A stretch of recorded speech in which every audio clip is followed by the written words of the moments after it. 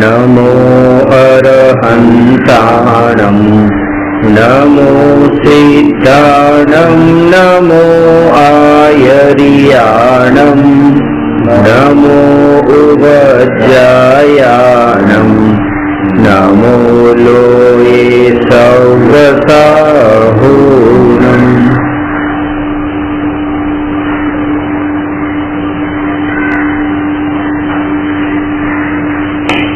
प्रश्न नंबर 243 क्रमबद्ध पर्यायની સિદ્ધિ કરો।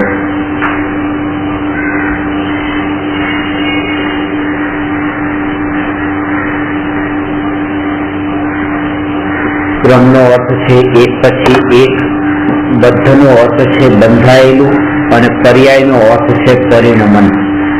જે કંઈ પણ બદલાવ થાય છે આ જગતમાં એ ક્રમથી થાય છે અને ક્રમથી બંધાયેલો છે। પહેલું તો એ છે કે જગતનું સ્વરૂપ અનેકાંતમય છે, એટલે કે એમાં બદલાવ આવે પણ છે અને બદલાવ નથી પણ આવતો, એવું એનું સ્વરૂપ છે। જો દ્રવ્ય દ્રષ્ટિએ જોઈએ તો જગત આખું સ્થિર છે અને પર્યાય દ્રષ્ટિએ જોઈએ તો જગત આખું અસ્થિર છે। જેમ ગોળમાં મીઠાશ, ખટાશ, કડવાશ એના રસના અંદર પરિણમન થાય છે, એ બધું તો પરિણમનશીલ છે, એ બધી પર્યાય છે, અવસ્થાઓ છે, પણ એમાં જે રસ છે રસ કાયમ છે। તો એવી રીતે જે રસ છે એનો ગુણ છે, એનો દ્રવ્ય સ્વભાવ છે। રસ દ્રવ્યનો ગુણ છે, પૂતગલ દ્રવ્યમાં સ્પર્શ રસ ગંધ વર્ણના ગુણ હોય છે અને બાકી જે એની પર્યાયો છે એની અંદર પરિણમતી હોય છે। એ રીતે આ જે જગતનું સ્વરૂપ છે એ સ્થિર અને અસ્થિર બંને રૂપ છે। દ્રવ્ય દ્રષ્ટિથી એ સ્થિર છે, પર્યાય દ્રષ્ટિથી અસ્થિર છે અને એ જે પર્યાય જે છે એ પર્યાય ક્રમે ક્રમે પલટાય છે। કોઈ પર્યાયને આપણે જલ્દી પરિણમાવવા માંગીએ કે આ કામ આપણું વહેલા થાય તો એ થતું નથી। કોઈ માટે આપણે એમ વિચાર કરીએ કે આ કામ મોડું થાય તો એ પણ થતું નથી। કોઈ માટે વિચાર કરીએ કે આ કામ ન થાય તો એમ પણ બનતું નથી અને કોઈ માટે વિચાર કરીએ કે આ કામ થાય તો એમ પણ બનતું નથી। આ ચાર વાત છે કે આપણા આત્માના વિકલ્પ જગતના પરિણમનમાં ક્યાંય પણ કામમાં આવતા નથી। અને ક્યારેક એવું થાય કે જેવા આપણા વિકલ્પો હોય એવા જ પ્રકારનું જગતનું પરિણમન થાય ત્યારે અજ્ઞાનીને ભ્રમથી એમ લાગવા લાગે છે, એ માનવા લાગે છે કે આ મારા વિકલ્પોથી પરિણમન થયું છે, પણ પરિણમન વિકલ્પોથી નથી, પરિણમન પોતાની યોગ્યતાથી છે।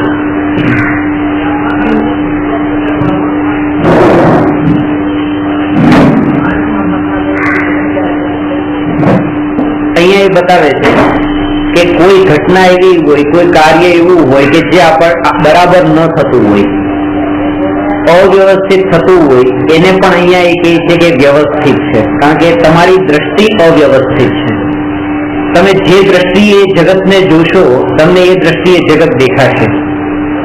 એક વ્યક્તિને છાપો વાંચવા માટે આપો અને પૂછો કે છાપામાં શું સમાચાર છે, હમણાં અમારા ગામમાં બધાને છાપા વાંચવા પણ કીધું બોલો આજે છાપામાં શું આવ્યું છે, તો એકે કીધું ભારત હારી ગયું, બીજા એ કીધું કે કોંગ્રેસ જીતી ગયું।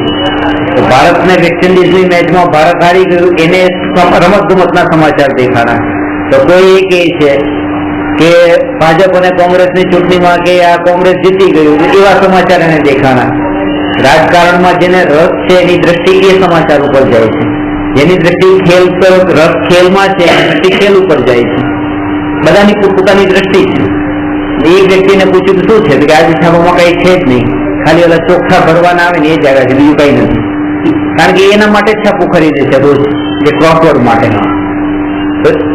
એવી રીતે આ જગતનું સ્વરૂપ છે કે જગતને તમે વ્યવસ્થિત દ્રષ્ટિએ દેખો છો તો તમને વ્યવસ્થિત લાગે છે, અવ્યવસ્થિત દ્રષ્ટિએ દેખો છો તો અવ્યવસ્થિત લાગે છે, અને અવ્યવસ્થિત દેખો છો તો જગતનું કંઈ બધું બગડતું નથી, પોતાના અંદર જ કંઈક બગાડ થાય છે।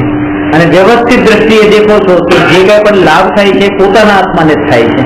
એટલે કહે છે કે જે કંઈ પણ થઈ રહ્યું છે એ બધું વ્યવસ્થિત છે એમ જાણો, ખાલી વર્તમાનનું નહીં અનંત કાળની જેટલી અવસ્થાઓ ઘટવાની છે ભવિષ્યની, એ પણ વ્યવસ્થિત છે. એની એક પણ અવસ્થામાં, એક પણ પર્યાયમાં ફેરફાર કરવાની તાકાત રાગીમાં પણ નથી અને વિતરાગીમાં પણ નથી. એમ કે અન્ય દર્શનમાં બ્રહ્મા કરતા છે, વિષ્ણુ એના રક્ષક છે અને મહેશ સંહાર કરનારા છે. ક્રિએટર, પ્રોટેક્ટર અને ડિસ્ટ્રોયર. તો બ્રહ્મા ઇઝ ધ ક્રિએટર ને વિષ્ણુ ઇઝ ધ પ્રોટેક્ટર ને મહેશ ઇઝ ધ ડિસ્ટ્રોયર. કે જૈનિઝમમાં કોણ કરે છે બધું? તો કે ભગવાન. કે ભગવાન કરતા નથી. કેમ કરતા નથી?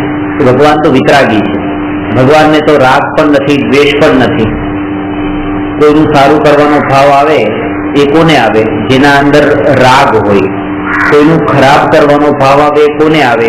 જે આત્મામાં દ્વેષ હોય. ભગવાનમાં રાગ પણ નથી અને દ્વેષ પણ નથી. બસ ભગવાન માત્ર જ્ઞાતા દ્રષ્ટા છે.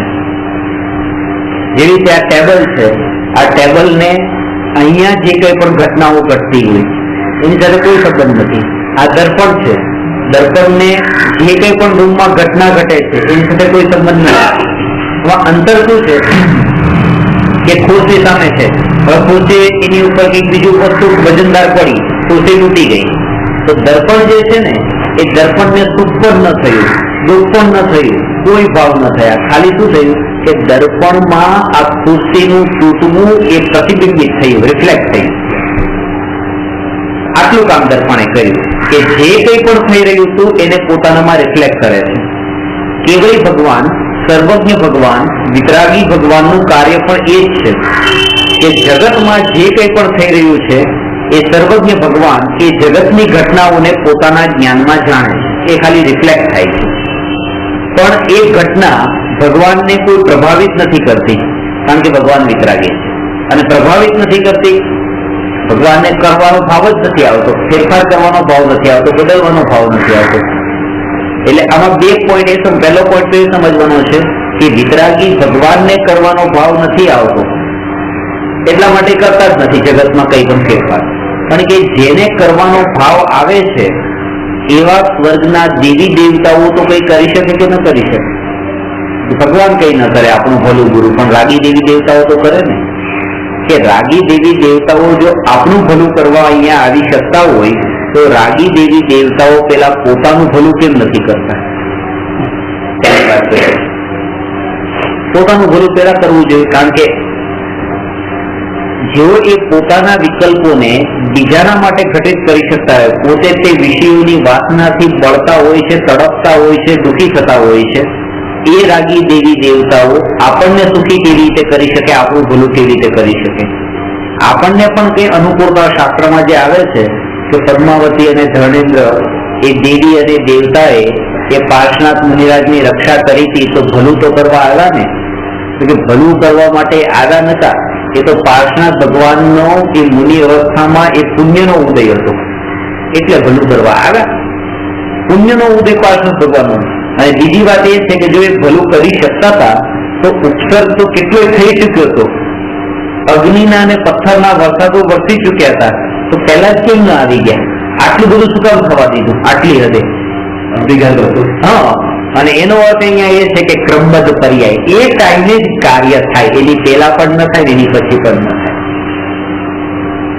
જ્યારે મુનિરાજ ઋષભદેવને મુનિ અવસ્થામાં પુણ્યનો તો ભંડાર ભરેલો હતો, તીર્થંકર થવાના હતા, તો એક વર્ષ સુધી એક આહાર વિના કેમ રહેવું પડ્યું?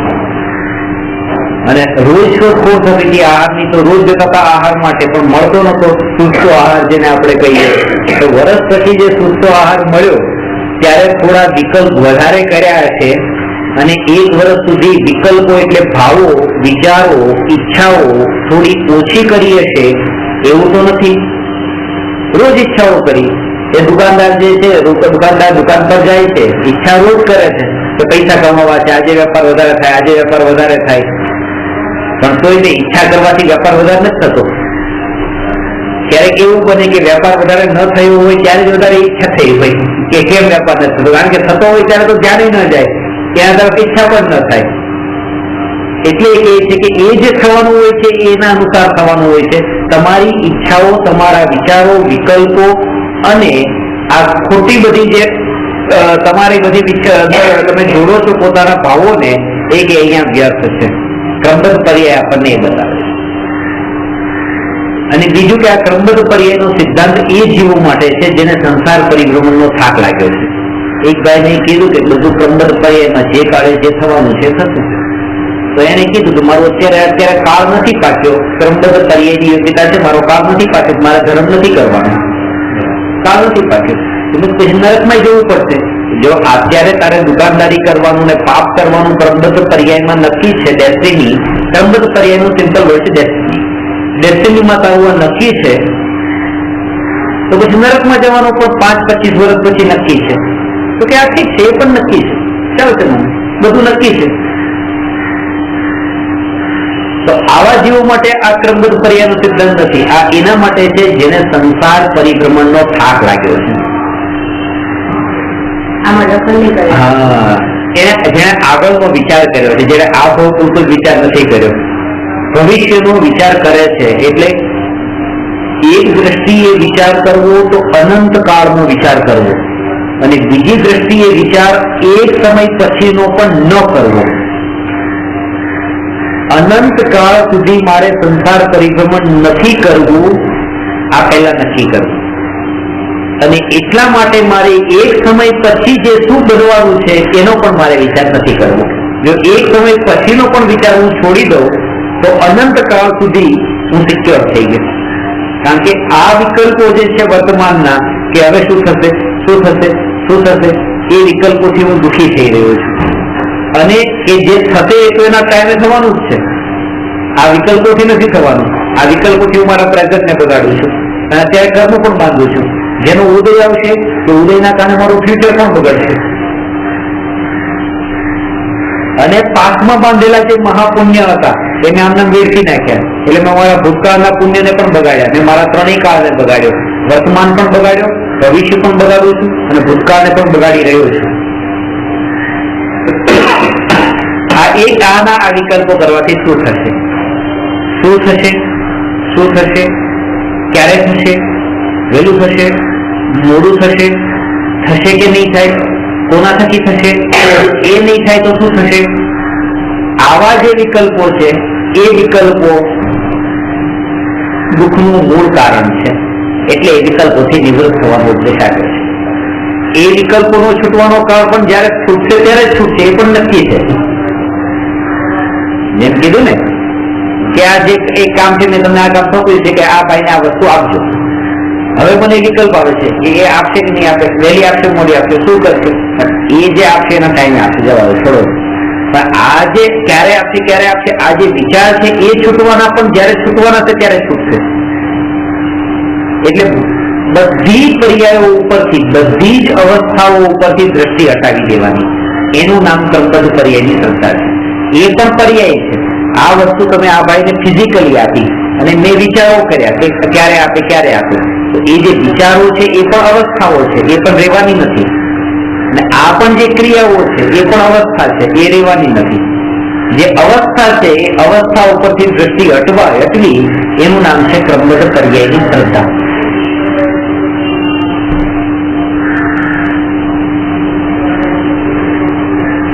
વિતરાગીમાં વિતરાગી એવા, વિતરાગીઓમાં શ્રેષ્ઠ એવા જિનેન્દ્ર ભગવાન અને રાગીઓમાં શ્રેષ્ઠ એવા સ્વર્ગના ઇન્દ્ર, આ બેનું વર્ણન શાસ્ત્રમાં આવે છે. વિતરાગી ભગવાન અને રાગી ઇન્દ્ર આ બંને આ જગતના પરિણમમાં ફેરફાર કરવા માટે સમર્થ નથી.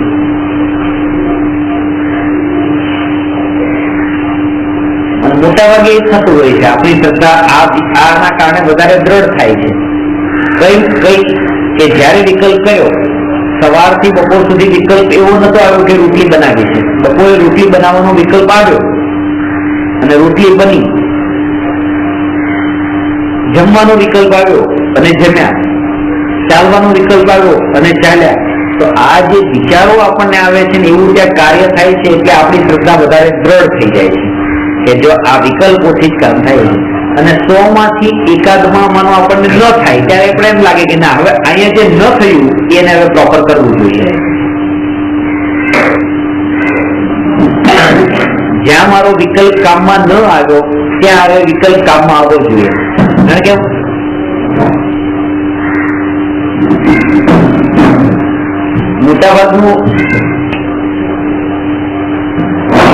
મોટાભાગનું જે ધ્યાન છે એ ધ્યાન આપણે એ ત્યાં આપીએ છીએ જ્યાં આપણું અને 10 જણા કામ કરવા વાળા છે આપણે ત્યાં, પણ જે એક વ્યક્તિ કામ ઓછું કરે છે 9 કામ બરાબર કરે છે, તો 9માં તો પછી આપણે વધારે માથું નથી મારતા, પણ એક ઉપર વધારે વિકલ્પ કરીએ છીએ.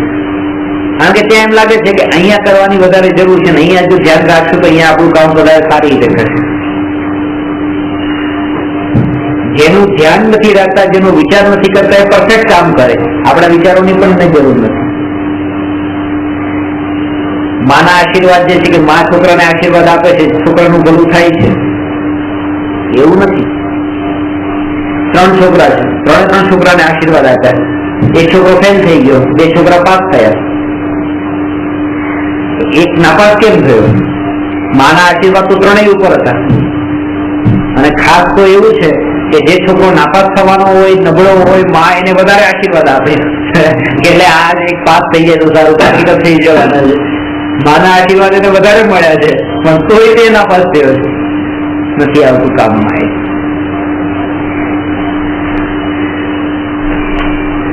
ભગવાનના આશીર્વાદ આપણને લાગે છે, નથી લાગતું. ભગવાનની કૃપા, ભગવાનની દયાથી આપણને મોક્ષ મળી જાય તો સારું. ભગવાનની કૃપાથી આપણે સંસારથી છૂટીએ તો સારું. ભગવાનની પોતાનો ભાવ પણ ભગવાનને નતો ચાલે ને. 42 વર્ષે પોતે ભગવાન તો થઈ ગયા હતા ને, કેવળ જ્ઞાન થઈ ગયું હતું મહાવીર ભગવાનને 42માં વર્ષે, એટ એજ ઓફ 42, અને 72 વર્ષે એમને મોક્ષે ગયા. 30 વર્ષ સુધી અહીંયા શું કામ રહ્યા? ભગવાન માટે પણ નથી ચાલતું, કર્મ એટલા બાકી હતા ને, તો એ ટાઈમે એમને પણ 30 વર્ષ અહીંયા રહેવું પડ્યું. પ્રકૃતિની વ્યવસ્થામાં કોઈનું નથી ચાલતું, એટલે એક જ કામ થઈ શકે છે કે એનો જ્ઞાતા અને દ્રષ્ટા એઝ ઇટ ઇઝ જેમ છે તેમ એક્સેપ્ટ કરી શકે છે. જોઈ રાખો, આ બધું મૂવી ચાલી રહ્યું છે, અને આ મૂવી ચાલી રહ્યું છે, મૂવીને જોવાનું છે. જે પિક્ચરના પડદા ઉપર આપણે જોવાનું જ છે, બીજું કઈ નથી કરવાનું. પણ અમુક લોકો 10 રૂપિયાની ટિકિટ લીધી અને પથરો લઈ ગયા કે ત્યાં કોઈ એવું સીન આવ્યો તો તરત જ પથરો લીધો ને આમ પડદા ઉપર મારે આમ કરે ને આમ ન થવું જોઈએ, આમ થવું જોઈએ, પડદો તોડી નાખવાની વાત કરે. એ અજ્ઞાનતા છે, મૂર્ખતા છે, પાગલ લોકો આવું કરે. ખરેખર પડદામાં તો કઈ છે જ નહીં. એને જો તોડવું હોય તો પાછળ છે ક્યાંક તો એને પડે ને, અહીંયા શું કામ? ક્યાંય તોડવાની જરૂર નથી, કારણ કે એ પણ એના ક્રમમાં નક્કી છે પાછું. હવે ત્યાં કોઈ એવું ચિત્ર આવે છે, કોઈનું અપહરણ કરે છે, અપહરણ કર્યું કે કિડનેપ કરે તો આને ગુસ્સો આવી ગયો, આને પકડો લીધો, એને મારવા જાય છે. પણ એ જે કિડનેપ કરે છે રિયલ છે જ નહીં. રિયલ કિડનેપ કરવા વાળો વિડીયો થોડો ઉતારતા હોય, એ તો એક્ટિંગ છે. હવે એને એક્ટિંગ તરીકે ખાલી જોવાનું છે, પણ આ એ નથી જોઈ શકતો. એટલા માટે એમ લાગે ના આવું ન થવું જોઈએ, આવું ન થવું જોઈએ, અને આ ચિત્ર આ દ્રશ્ય કાઢી નાખો. એવી જ રીતે આ પ્રકૃતિના અંદર જે થઈ રહ્યું છે બધું, એ બધું જ મૂવીની જેમ છે. આ બસ એક એક્ટિંગ છે, એને બસ જોઈ રાખવું. એના જ્ઞાતા દ્રષ્ટાઓ ને એના જ્ઞાતા દ્રષ્ટા કોણ રહી શકશે? કે જેને જ્ઞાયક એટલે ભગવાન આત્માની શ્રદ્ધા હશે. બે વાત છે. એક બાજુ તો આખા જગતનું સ્વતંત્ર પરિણમન છે, ચેન્જીસ. એક બાજુ તો ચેન્જેબલ વર્લ્ડ છે, અને બીજી બાજુ અનચેન્જેબલ આત્મા છે. જગત ક્ષણિક છે અને આત્મા નિત્ય છે. એટલે બે વસ્તુ દ્રષ્ટિમાં આવવી જોઈએ. જ્યારે આપણે ક્યારેક જે પરિણમન થાય છે એ પરિણમનના કારણે માનો કે આ વસ્તુ છે, આ વસ્તુ અહીંયાથી તૂટી ગઈ, પડી નીચે પડીને તૂટી ગઈ, તો આપણને એટલું દુઃખ નહીં થાય. કેમ નહીં થાય? કારણ કે ખબર છે કે આ તૂટી ગઈ, હું નથી તૂટ્યો ને, હું નથી મર્યો ને, હું તો રહ્યો છું. એટલે એ વસ્તુમાં ચેન્જીસ આવ્યું છે, મારામાં નથી આવ્યું. ચલો મને વાંધો નથી, એટલે આપણને એટલું દુઃખ નથી થતું. કોઈ આના ઉપર એક તલવાર મારે અને કોઈ અહીંયા એક તલવાર મારે તો અહીંયા વધારે દુઃખ થાય છે, કારણ કે અહીંયા ખબર છે કે અહીંયા મારું અસ્તિત્વ નહીં રહે, એક્ઝિસ્ટન્સ જ નહીં રહે. અહીંયા તૂટી જવાથી મારું એક્ઝિસ્ટન્સ રહેવાનું છે. એટલે પોતાને જે નિત્ય માને છે એને દુઃખ નથી થતું, પણ આનું પણ એક્ઝિસ્ટન્સ રહેવાનું નથી, આ પણ અનિત્ય છે. એટલા માટે જગતની જેમ આ શરીરને પણ અનિત્યની કેટેગરીમાં રાખ્યું છે. જેમ અનંત પૂતગલ પરમાણુઓનો પિંડ એવો પૂતગલ પરમાણુનો સમૂહ આ ટેબલ. આમાં શું છે? કઈ નથી, એટમ્સ છે ખાલી. અને જ્ઞાનીની દ્રષ્ટિમાં પણ આ એટમ્સ જ હોય છે. બસ જેમ આ એટમ્સ નું કલેક્શન છે એમ આ પણ એટમ્સ નું કલેક્શન છે. એવો ભેદ નથી કે આ ટેબલ છે, આ નોન લિવિંગ છે ને આ લિવિંગ છે. આ જેવી રીતે જળ છે એવી રીતે આ પણ જળ છે. આ ચેતન નથી. અંદર રહેલો જે આત્મા છે એ ચેતન છે, પણ આ શરીર તો અત્યારે પણ વર્તમાનમાં પણ જળ છે. ડેડ બોડી અને આ બોડી એ બંનેમાં કોઈ અંતર નથી, બે એક જ છે. કેમ કે ભાઈ ડેડ બોડીમાં તો આપણે સુઈ મારો, કાતર મારો કઈ ના થાય, આ બોડીમાં તો થાય છે કે નથી થતું. જેમ ડેડ બોડીને કઈ નથી થતું કાપતા, એમ આ બોડીને પણ કાપવાથી કઈ નથી થતું. જે થાય છે એ બધું આત્માને થાય છે, આ બોડીને નહીં. આ બોડી તો અત્યારે પણ ડેડ છે. એટલું છે કે આત્માને ફિલિંગ જે થાય છે, પેઇન થાય છે, દુઃખ ને સુખના ભાવ થાય છે, એ શરીરના માધ્યમથી થાય છે. એ મીડિયમ બને છે, પણ એને કઈ નથી થતું. જેમ ચશ્મા લગાવ્યા અને ચશ્માથી આપણે બધું જોતા હોઈએ, તો ચશ્મા મીડિયમ છે દેખવા માટે, પણ ચશ્મા દેખવાનું કામ નથી કરતા, એ કામ એનું નથી. એવી રીતે સુખ અને દુઃખનું વેદન ફિલિંગ જે છે આત્મા કરે છે, અને મીડિયમ છે બોડી. પણ બોડીને કઈ નથી થતું સુખ દુઃખ, એ તો ખાલી જસ્ટ ચશ્માની જે મીડિયમ છે.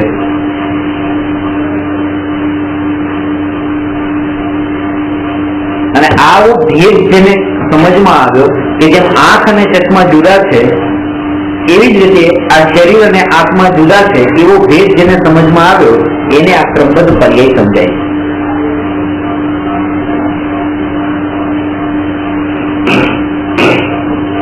ક્રમબદ્ધ પર્યાયની શ્રદ્ધાનો અર્થ એ છે કે અક્રમ સ્વભાવી એવા આત્મામાં સ્થિર થવું.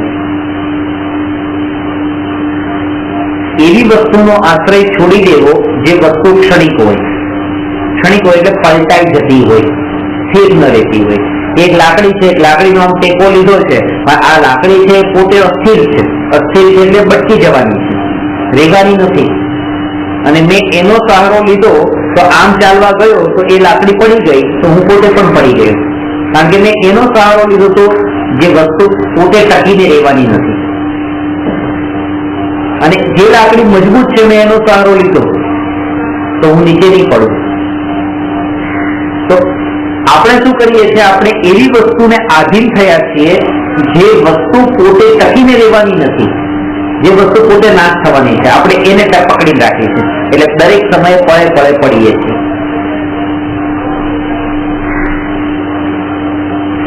એ પલટાવાની છે. હવે આ વસ્તુ છે, આ વસ્તુ પલટાઈ જવાની છે, તૂટવાની છે, ફૂટવાની છે. આપણે માનીએ છીએ કે આ વસ્તુ બહુ સરસ છે. હવે આના ઉપર એટલા ડિપેન્ડ થઈ ગયા છે. હવે આ જયારે તૂટશે ત્યારે પડશે, કારણ કે એ પડશે ત્યારે આપણે પડવાના છે, કારણ કે આપણે એનો સપોર્ટ લીધો છે, આના ઉપર સુખ માન્યું છે એટલે. અને એક આત્મા છે જે અનિત્ય છે, નિત્ય છે. નિત્ય છે એટલા માટે થઈને એનો આશ્રય લેવાથી ક્યારે પણ દુઃખ નથી થતું.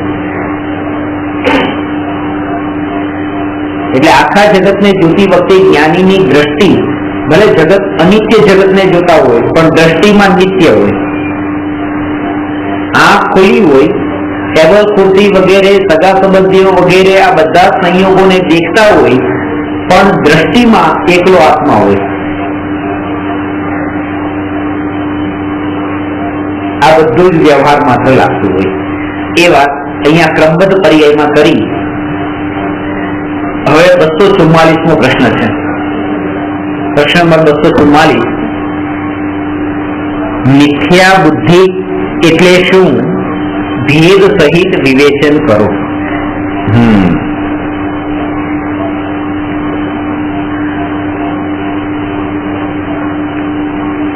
મિથ્યા બુદ્ધિ મિથ્યા બુદ્ધિ શબ્દમાં જે બુદ્ધિ શબ્દ છે એ બુદ્ધિ શબ્દનો અર્થ જ્ઞાન ન સમજવો. બુદ્ધિ શબ્દનો અર્થ છે માન્યતા, બિલીફ. આ માન્યતા ખોટી હોવી એનું નામ છે મિથ્યા બુદ્ધિ. ખોટી માન્યતા જેને એમ કહેવાય, મિથ્યા બુદ્ધિનું બીજું નામ છે મિથ્યા દર્શન અથવા મિથ્યાત્વ. અને આ ખોટી માન્યતાના કારણે જીવનું સંસાર પરિભ્રમણ થયું છે. આ મિથ્યાત્વના કારણે જો કોઈ જીવને મારવાના કારણે હું નરકાદી ગતિમાં ગયો નથી, અને કોઈ જીવને બચાવવાના કારણે હું દેવાદી ગતિમાં ગયો નથી. આજ સુધી નરક અને દેવ ગતિ મળી છે મને, પણ મારવા અને બચાવવાના કારણે નથી મળી. કારણ કે હું કોઈને મારી પણ શકતો નથી ને બચાવી પણ શકતો નથી. તો પછી આ ગતિ એક મારવાના ભાવ અને બચાવવાના ભાવ, બસ આ ભાવ સુધી જ મારી લિમિટ છે, એની બહાર ક્યાંય નહીં. આત્મા પોતાના ભાવની બહાર ક્યાંય પણ જતો નથી અને એના જ ફળને એ ભોગવે છે, ભાવોના ફળ. ક્રિયા જે છે એ ક્રિયાનું ફળ ભોગવે છે, પણ એ ક્રિયાનું ફળ નહીવત છે, ભાવોનું ફળ મુખ્ય છે. અને એમાં પણ અભિપ્રાયનું ફળ તો એનાથી પણ મુખ્ય છે કે કયા અભિપ્રાયથી એને ભાવ આવ્યો છે. દરેક ક્રિયામાં એનો ભાવ જોવાય છે, દરેક ભાવમાં એનો અભિપ્રાય જોવાય છે. અભિપ્રાય એટલે ઈરાદો, કયો ઈરાદો છે. અહીંયા મિથ્યા બુદ્ધિનો અર્થ છે મિથ્યા અભિપ્રાય, મિથ્યા ઈરાદો, મિથ્યા શ્રદ્ધા, મિથ્યા માન્યતા, મિથ્યા દર્શન. અને એ મિથ્યા દર્શનનો અર્થ શું કે વસ્તુ જેવી હોય એવું ન માનવું, એનું નામ છે મિથ્યા દર્શન. આપણે બધા ભગવાન છીએ. તમે પણ ભગવાન છો, હું પણ ભગવાન છું, બધા જ ભગવાન છે.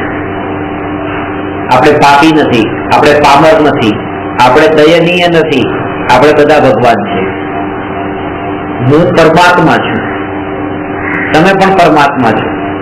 તો પરમાત્મા છીએ તો પછી અહીંયા કેમ છે? આ દુઃખ કેમ ભોગવીએ છીએ? સંસારમાં કેમ રખડીએ છીએ? જો પરમાત્મા હોઈએ તો પરમાત્મા તો મોક્ષમાં હોવો જોઈએ. એ જ કારણ અહીંયા બતાવે છે કે પોતે છીએ પરમાત્મા અને પોતાને માનતા નથી પરમાત્મા, એટલા માટે અહીંયા છે. પરમાત્મા કેમ અહીંયા ભટકે છે? કારણ કે પોતાને પરમાત્મા નથી માનતો એટલે મિથ્યા માન્યતા. જેવું હતું એવું માન્યું નહીં. અને નેચરલ એવું અટેચમેન્ટ થઈ જાય છે, જે છે શરીરમાં દાખલ થાય છે એ શરીર સાથે. અત્યારે આપણે એમ લાગે કે આ સુવરની પર્યાય જે છે, સુવર કેવું કેવું ખાય છે, મારે એવી પર્યાયમાં જન્મ નથી લેવો, એવી પર્યાયમાં જન્મ લેવો તો હું તો આવું ન જ ખાવું. પણ જયારે આ આત્મા સુવરની પર્યાયમાં જન્મ લે ત્યારે એને એવું ખાવાનો ભાવ આવી જ જાય. કારણ કે એને જે શરીર એને મળ્યું એ શરીરમાં ઓટોમેટિકલી એવું અટેચમેન્ટ થઈ જાય છે કે જેના કારણે થઈને એને શરીરને ટકાવવા બચાવવા માટે થઈને આવા જ પ્રકારના વિકલ્પો આવી જાય છે. આ જે મિથ્યા બુદ્ધિ છે એ 4 પ્રકારની છે. પહેલી એકત્વ બુદ્ધિ, બીજી મમત્વ બુદ્ધિ, ત્રીજી કર્તૃત્વ બુદ્ધિ અને ચોથી ભોક્તૃત્વ બુદ્ધિ. ફરીથી બતાવું છું. એકત્વ બુદ્ધિ, મમત્વ બુદ્ધિ, કર્તૃત્વ બુદ્ધિ અને ભોક્તૃત્વ બુદ્ધિ. એકત્વ બુદ્ધિ નું બીજું નામ છે અહમ બુદ્ધિ. અહમ બુદ્ધિનો અર્થ અહંકારની, ઈગોની. અહમ બુદ્ધિનો અર્થ અહમ એટલે હું પણ રૂપ માન્યતા. આ હું એવી. જેમ જેમ શરીરની અવસ્થાઓ થાય એમ એમ જીવને એમ લાગે છે કે આ હું. કૃપાળુદેવે આ જ વાતને આત્મસિદ્ધિ શાસ્ત્રમાં બતાવી છે ભાસ્યો દેહાધ્યાસથી આત્મા દેહ સમાન, પણ તે બંને ભિન્ન છે પ્રગટ લક્ષણે ભાન. આ 49મી ગાથા છે. અને 50મી ગાથા છે, ભાસ્યો દેહાધ્યાસથી આત્મા દેહ સમાન, પણ તે બંને ભિન્ન છે જેમ અતિને જ્ઞાન. આ ચોથું ચરણ છે, આટલામાં અંતર છે. જેમ અતિને જ્ઞાન. દ્રષ્ટાંત આપ્યું છે કે તલવાર અને જ્ઞાન જેમ જુદા છે એમ આત્મા અને શરીર અને આત્મા જુદા છે. પણ કોઈ જીવ તલવાર અને જ્ઞાનને એક માની લે તો એની અજ્ઞાનતા છે. એવી રીતે કોઈ અજ્ઞાની જીવ આત્મા અને શરીરને એક માને છે એ અજ્ઞાનીતા, એની અજ્ઞાનતા છે. બે છે અલગ અલગ. અને અલગ અલગ હોવા છતાં પણ બંનેને એક માનવા એનું નામ છે એકત્વ બુદ્ધિ, અહમ બુદ્ધિ. આ પહેલી બુદ્ધિ છે. વસ્તુ હોય તે, આ બે હાથ છે, આમ જોડેલા છે અને અત્યારે એક જોડાયેલા લાગે છે, એમ માની લીધા કે એક છે. આને કહેવાય એકત્વ બુદ્ધિ. વસ્તુ હોય બે માની લીધી એક. એવી જ રીતે એક છે શરીર, એક છે આત્મા. વસ્તુ છે બે અલગ અલગ અને બંનેને માની લીધી એક. એક માની એનું નામ છે એકત્વ બુદ્ધિ. એને અહીંયા કહે છે એકત્વ બુદ્ધિ. જે શરીરમાં જાય છે તે શરીરમાં તે શરીરની અવસ્થાઓમાં એને સહજ એકત્વ બુદ્ધિ. ખાલી મનુષ્ય કહું એટલે કે પોતાને એમ તો માન્યો કે હું મનુષ્ય છું. હવે મનુષ્યમાં પણ પછી વિશેષ વિશેષ વિશેષ જેટલું ડિટેલમાં જાય એ બધી પૂરેપૂરી એ શરીર સાથેની એવી તન્મયતા કે અત્યારે એમ માને આ મનુષ્ય છું. હવે જેનું સ્ત્રી શરીર છે એમ માને હું સ્ત્રી છું. પુરુષ શરીર છે એ આત્મા અંદર એમ માને છે કે હું પુરુષ છું. આત્મા એ શરીરને એમ માને છે કે હું સ્ત્રી છું અને હું પુરુષ છું. શરીરના અંદર પોતે એ નથી, પોતે એનાથી જુદો છે, પણ શરીરની અવસ્થાઓ જેમ જેમ પલટાય છે એમ માને છે. શરીર જાડું થયું કે હું જાડો થયો, હમણાંથી મારું વજન વધી ગયું છે, હમણાંથી મારું વજન ઘટી ગયું છે, હમણાંથી મને. તો જે કંઈ પણ શરીરમાં થયું એ બધાને એમ માને છે કે મને થયું. શરીર રૂપાળું છે, હું રૂપાળું છું. 6 દાડામાં બધું બતાવ્યું છે. मैं सुखी दुखी मैं रंग राव, मेरे धन ग्रह गो धन प्रभाव, मेरे सुख दिय मैं सबल दीन, बेरूप सुभग मूरख प्रवीण. જે કંઈ પણ શરીરની અવસ્થાઓ થાય છે એમાં એમ માને છે કે આ હું છું. અને એ જીવને સમ્યક દર્શન નથી થતું, કારણ કે એની માન્યતા એ સંબંધી એટલી દ્રઢ થઈ ગઈ હોય એના કારણે. ને વારંવાર એ જ યાદ આવતું હોય.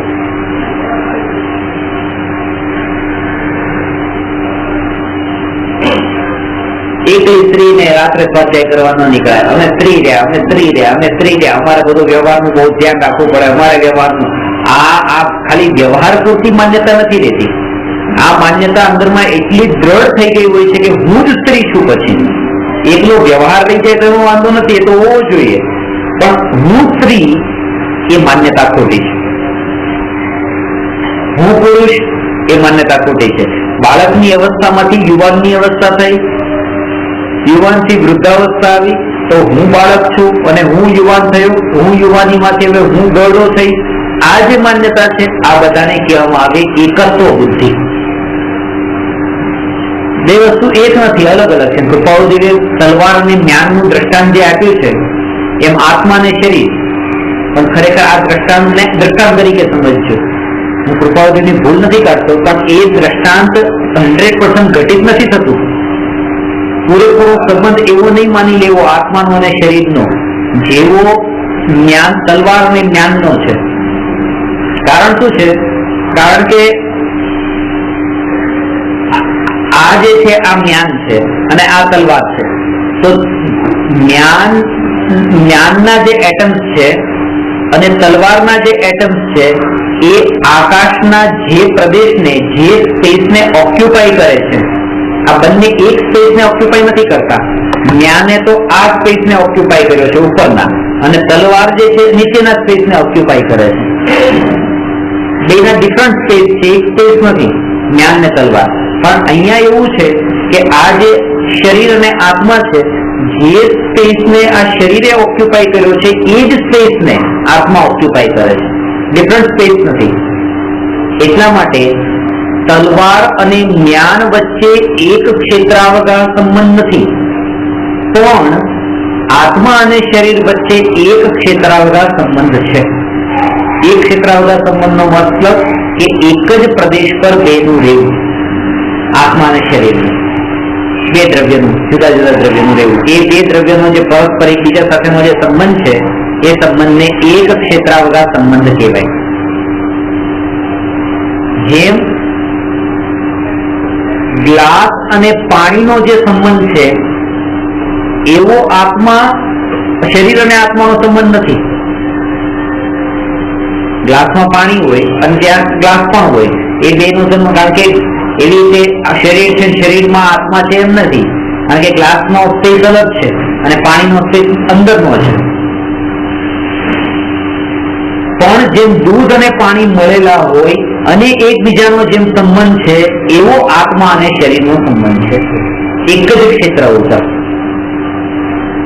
એટલે આ દ્રષ્ટાંત ઘણી વાર આવે છે દૂધ અને પાણીનું, કે જેમ દૂધ અને પાણીની જે દોસ્તી છે એવી આત્મા અને શરીરની દોસ્તી છે.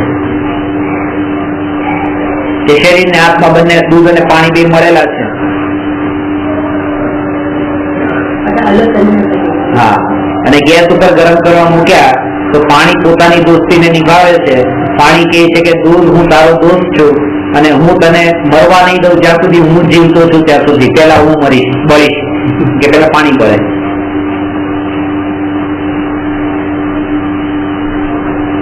અને પછી પૂરેપૂરું પાણી બળી ગયું, મરી ગયું, ત્યારે પછી દૂધને ગુસ્સો આવે છે કે તે મારા મિત્રને મારી નાખ્યું. આગના ઉપર ગુસ્સો આવે છે, પછી એ ઉભરાય છે ને એ આગને જ મારી નાખે. એના મિત્રને એના માર્યું ને પેલા એ મર્યું તું પાણી. એવી રીતે આ શરીર ને આત્મા આખી જિંદગી આ શરીરની ગુલામી કરી અને એક જ બુદ્ધિથી માન્યું. મરણ કા આનંદ નું પુસ્તક જે લખે ને એમાં આપકો એક સબટાઇટલ કરીને છે, વફાદાર કોણ, દેહ યા કુત્તા, એમ કરીને લખ્યું છે. ગલીના કૂતરાને એક ટાઈમનો રોટલો નાખી દીધો એટલે જીવનભર પછી તમે જેમ નચાવો, જેમ પૂછડી પટપટાવવા માંગો બધું એ કરે. જા એક રોટલી નાખી દે ને એક ટાઈમની, આપણો ગુલામ બની ગયો. પણ આ શરીરને સવાર બપોર સાંજ અને કોઈ તો 5-5 વાગે 7-7 વાર અડધી રાત્રે 12 વાગે ઉઠીને પણ રોટલા નાખ્યા તો પણ આપણું ગુલામ નહીં બન્યું. એટલે કે આપણી ઈચ્છા અનુસાર આ શરીરે નહીં કર્યું તો પણ આત્માને એટલી સમજ નથી આવતી કે આ મારું નથી. એ સમજ ન આવવાનું નામ જ એકત્વ બુદ્ધિ છે. ત્યાં જ્ઞાન અને તલવાર જેમ બે જુદા છે. તો એ દ્રષ્ટાંત આપવાનું કારણ શું? એનું કારણ છે, એની પાછળ પણ રહસ્ય છે કૃપાદેવ. કે જેવી રીતે કોઈ વ્યક્તિ તલવાર લઈને જતો હોય તો આપણને શું દેખાય છે? તલવાર નથી દેખાતી, ઉપરનું જ્ઞાન જ દેખાય છે. જ્ઞાનમાં તલવાર છે, તલવાર દેખાતી નથી, અંદર છે.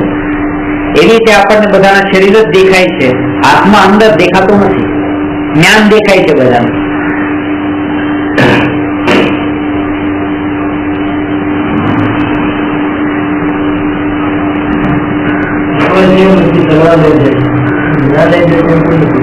હા, અને કેવાય કે જો તલવાર લઈને જાય છે, જ્ઞાન લઈને જાય છે એવું કોઈ નથી કેતું.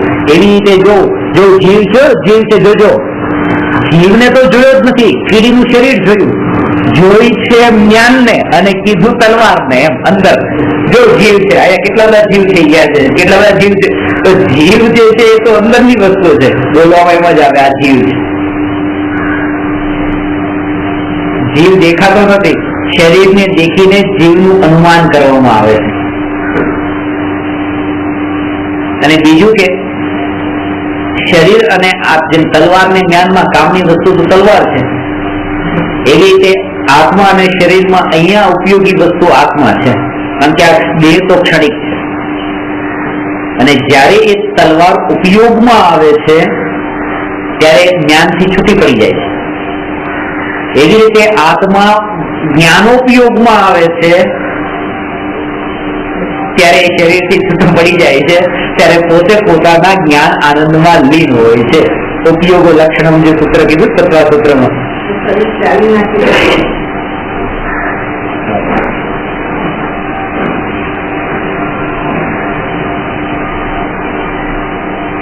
દેહનું ક્ષણિકપણું જ્યારે સમજાય તો એના કારણે આશ્ચર્ય નહીં કરવું. આ એનો સ્વભાવ છે, એના સ્વભાવની દ્રષ્ટિએ છું.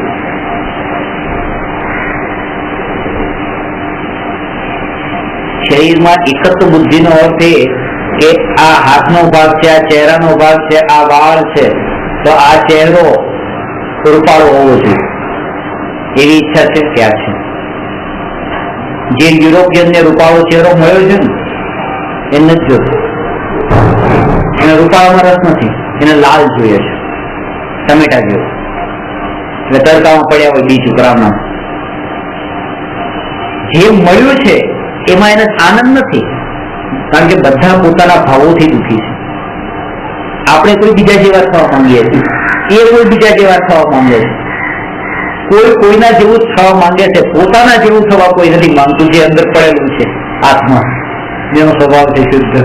લોકો કહે આ ઋતિક રોશન જેવો દેખાય છે, ઋતિક રોશન જેવો દેખાવ છે એનું નથી કહેતા.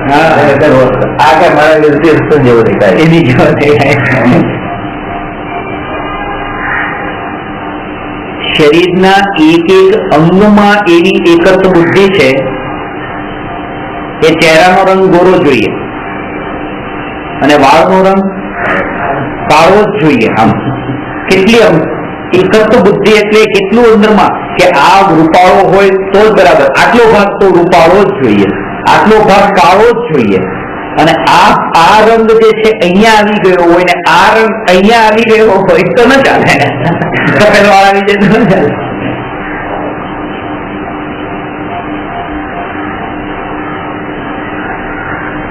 લોકો એના માટે જ કરતા હોય, 50 વર્ષના 60 વર્ષના થયા તો પણ મેકઅપ કરી કરીને આને રૂપાળું રાખે, આને ડાય કરી કરીને કાળું કરે.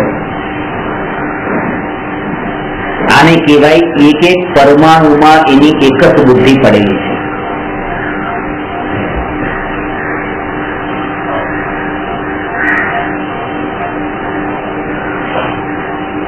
આ નેચરલ થઈ જાય છે. આ ભાવમાં આપણને કોઈ શીખવાડ્યું નથી. શરીરનું જે નામ છે એ શરીરના નામમાં આપણી ઓટોમેટિક એકત્વ બુદ્ધિ પડેલી છે. આપણને કોઈ એમ નથી કીધું કે આ શરીરને તમે તમારું માનો.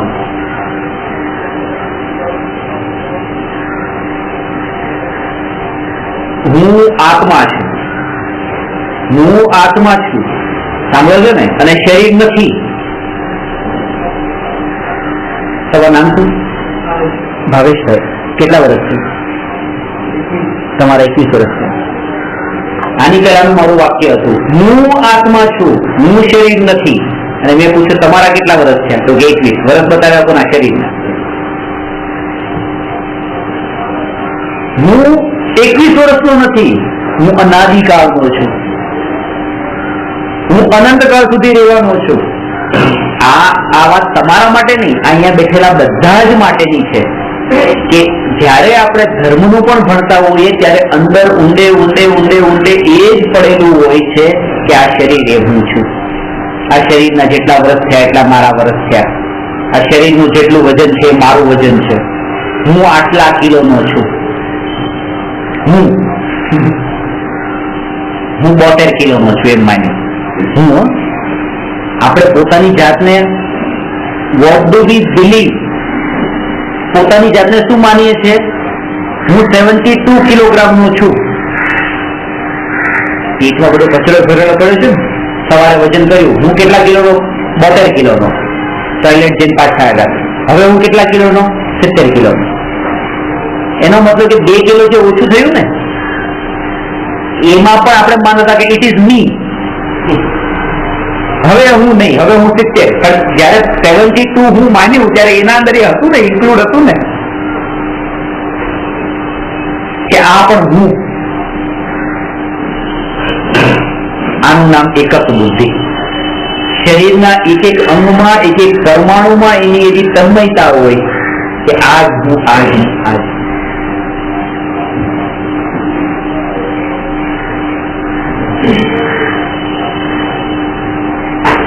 અને જેની તન્મયતા ન હોય, કોઈ એનો અભ્યાસ પણ કરતું હોય, જગતથી થોડોક ન્યારો થઈ જશે,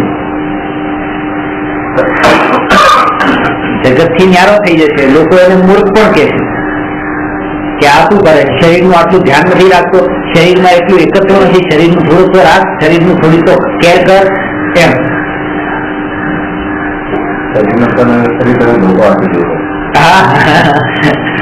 ગયા વખતે થયું મારા નાકમાંથી બ્લડ થતું નીકળતું હતું.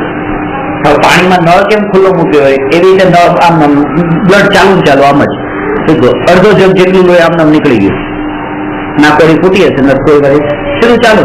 હવે એ વખતે હું આમ આનો જ્ઞાતા જ છું, દ્રષ્ટા જ છું, આનો હું કરનારો નથી, કરનારો નથી, કરનારો નથી. અભ્યાસ ઘણો કર્યો, ઘણો અભ્યાસ કર્યો.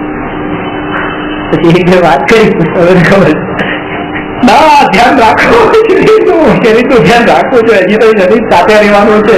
વ્યવહાર કરો, વ્યવહાર શીખો. આ શરીર તરફથી તમે ન છટાઈ દઈશો જીવાશે કે, કારણ કે જેમને પણ વાત કરી બધા આ જ વાત કરી, ના તમે શરીરનું ધ્યાન રાખો, શરીરનું ધ્યાન રાખો. અત્યારે તમે કહેશો ના પણ ગમે તે ધ્યાન રાખજો, છેલ્લો ઉપદેશ એ જશે ધ્યાન રાખજો. એ વાતને કોઈ નહીં કે ઠીક છે તમે આટલું જ્ઞાતા રહ્યા, અચ્છા અભ્યાસ કર્યો, બહુ સરસ. આવો અભ્યાસ અમે પણ ક્યારે કરીએ કે લોહી આમ વહેતું હોય નળની જેમ ને બસ આ મારું કઈ ગયું નથી, આનો જ્ઞાતા દ્રષ્ટા, આનો જ્ઞાતા દ્રષ્ટા એ જ પડે એવી જાગૃતિ. કારણ કે હું આત્મા છું, હું શરીર નથી. આ મારામાં નથી થઈ રહ્યું. જે કઈ પણ પરિણમન થઈ રહ્યું છે પરમાં થઈ રહ્યું છે, પરમાં થઈ રહ્યું છે.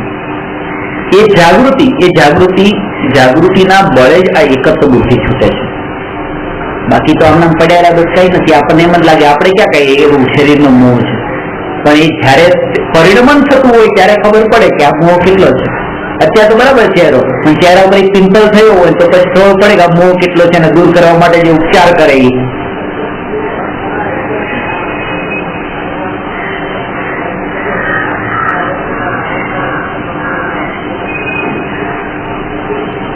મહત્તા આવવી જોઈએ. શરીર કરતા જેને આત્માની મહત્તા વધારે છે એને શરીર ઉપર, આને જબરદસ્તી ન કરાવાય.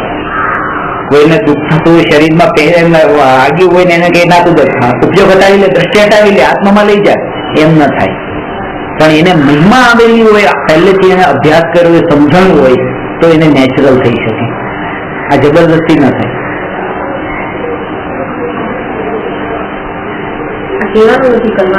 બસ આ પ્રેક્ટિકલ અંદરમાં એ તમે જ જાણશો કેટલી જાગૃતિ તમારી એ સમયે રહી છે, એ સમયે જાગૃતિ કેવી રહી છે. જયારે આપણે એવા સ્થિતિ ન કરીએ જે છૂટી જાય તો એનું અરે વ્યવહાર શુદ્ધિ નિશ્ચયની શુદ્ધિ નથી ને વ્યવહાર ક્યાંથી ઉભો થયો? વ્યવહાર એને હોય છે જેનો નિશ્ચય હોય છે. સીધી વાત. અરે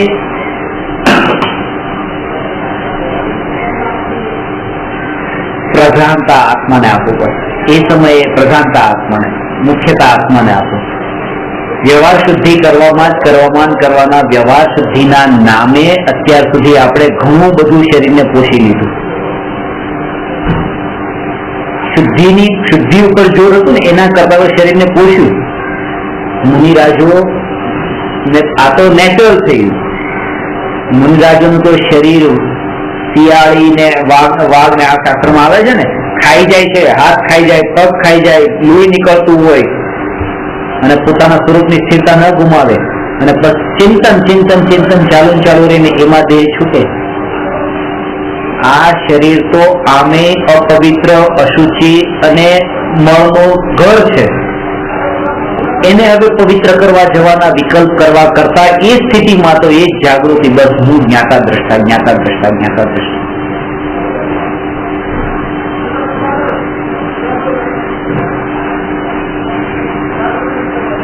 મારી એ નબળાઈ છે કે હજી મને ખબર પડી કે આટલું લોહી નીકળ્યું, આ ખબર પણ ન પડવી જોઈએ.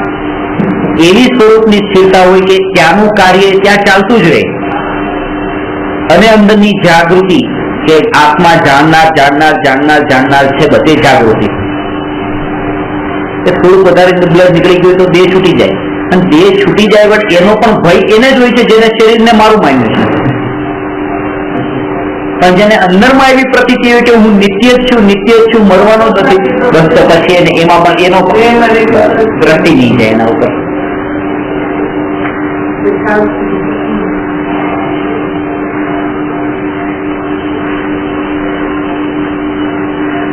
આવો ઉપદેશ આપવા વાળા ગલી ગલીમાં કોઈ પણ અડધો ગાંડો પણ આપી દે છે, શરીરનું ધ્યાન રાખજો. આ ઉપદેશ કુંતુલાચાર્ય એટલે કે છે આ ઉપદેશ બહુ દુર્લભ છે કે એ સમયે તમે જ્ઞાતા દ્રષ્ટા રહેજો, શરીરનું જે થવું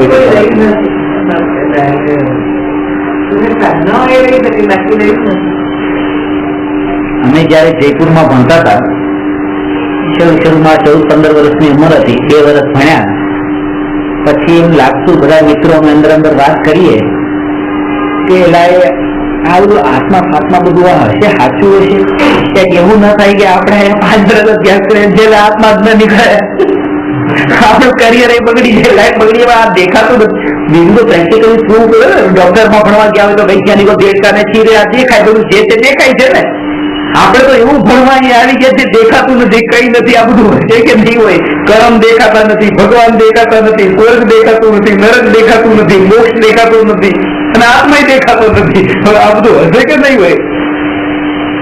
પછી બધા મિત્રો વાત કરતા કે હવે કરવું શું, આવી ગયા 2 વર્ષ તો વીતી ગયા. કીધું એક કામ આપણે જો અહીંયા બધા બતાવે તો છે ને આપણને આપણા ગુરુ કે આટલા ભાવ કર્યા, આટલા ભાવ કર્યા, આટલા ભાવ કર્યા. જો આમે આટલા ભાવ તો આપણા બગડ્યા છે. જો આત્મા નહીં હોય તો એ ભાવ બીજો બગડ્યો છે, પણ જો હશે તો આપણા અનંત ભાવનું બાજુ ફરી અટકી જશે. એ ટાઈમે 15માં વર્ષે આ વિચાર આવેલો, જયારે કરિયર એટલે લાઈફ ની શરૂઆત છે કે ભાઈ કયા ફિલ્ડમાં તમે જોવું 10th પાસ કર્યા પછી કે ભાઈ જો આત્મા નહીં હોય તો આટલા બગડ્યા છે તો એક બીજો બગડ્યો, બીજું શું હવે જવા દેવું નથી તો બદલવાનું શું છે, બદલવાનું શું છે.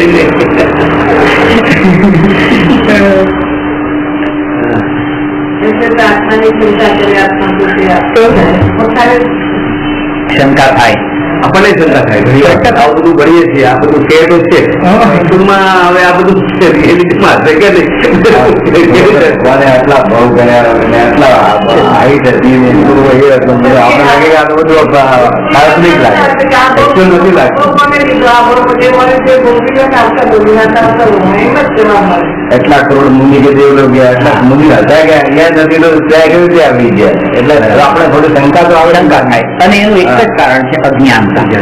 કારણ કે હવે જો આ વાત કરી કે ભાઈ આટલા કરોડ મુનિ મોક્ષે ગયા, એક સાથે કેમ મુક્ત ગયા? એ ખાતું કોઈ આદમી મરે નથી કે મરે જોવાય, એક બેઠા બેઠા મળી આવે તો આગ લાગે કે પેલા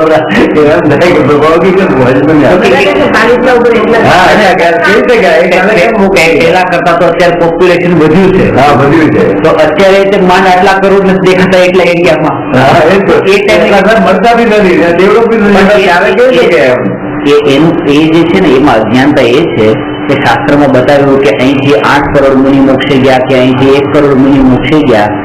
એ પૂરું કાળચક્રનું જે 1 કોડાકોડી સાગરો પણ વર્ષ -42,000 યર્સનો ટોટલ કાળ હતો એનું આ બતાવ્યું છે. હવે આપણને એક કોડાકોડી સાગર વર્ષ, એક સાગરનું તો માપ ખબર નથી ને 1 કોડાકોડી સાગરનું તો ક્યાંથી ખબર હોય? આ ચોથા કાળ જે છે ને, પહેલો કાળ એટલે આરો, પહેલો આરો 4 કોડાકોડી સાગરો પણ વર્ષનો હોય છે. આ જે છે ને બહુ સરસ. બીજો આરો જે છે એ 3 કોડાકોડી સાગરો પણ વર્ષનો છે. ત્રીજો આરો 2 કોડાકોડી સાગરો પણ વર્ષનો છે. અને ચોથો, પાંચમો અને છઠ્ઠો આ ત્રણેય આરા મળીને 1 કોડાકોડી સાગરો પણ છે. એમાં પાંચમો 21,000 વર્ષનો અને છઠ્ઠો 21,000 વર્ષનો, એટલે 42,000 વર્ષ થયા. એટલે ચોથો કાળ 1 કોડાકોડી સાગર -42,000 યર્સ. જે આ 5મા 6ઠા લાખ એનો કાળ છે. એ કાળમાં આટલા જીવ અમુક થઈ ગયા, 1 કરોડ કે 8 કરોડ જાય કીધા ત્યાં એક આરાના હવે આપણને આ કાળ જ ક્યાં સમજાય છે? આ કાગળનું તમે વર્ણન કર્યું છે ને કે પેલો ખાડો કરો ગોળ ને એમાં ઘેટાના વાળ નાખે ને એમાંથી 100 વર્ષથી એક વાળ બહાર કાઢે, આખો ખાડો ખાલી થાય, એ બધું કલ્પનાની બહારની વાત આપણને લાગે છે, આપણા વિચારોમાં નથી આવતું. કોમ્પ્યુટર પણ હેંગ થઈ જાય છે, મેં ટ્રાય કરી હતી. કોમ્પ્યુટર હેંગ થઈ જાય છે, કોમ્પ્યુટર નથી આ ગણિત આવતું એમાં. આપણે કે બનાવવાનું પણ છે કોમ્પ્યુટર, એને જે મૂકી હોય પ્રોગ્રામ ત્યાં સુધી મૂકી હોય ને એના આગળ તો મૂકી પણ કેવી રીતે એની પાસે જ્ઞાન નથી તો કેવું કરવું? એ કેવડી ભાષિત છે, કેવડીના જ્ઞાનમાં આવે છે એ વસ્તુ કોમ્પ્યુટરમાં ક્યાં છે? સર્વજ્ઞ સિવાય કોણ આપ્યું છે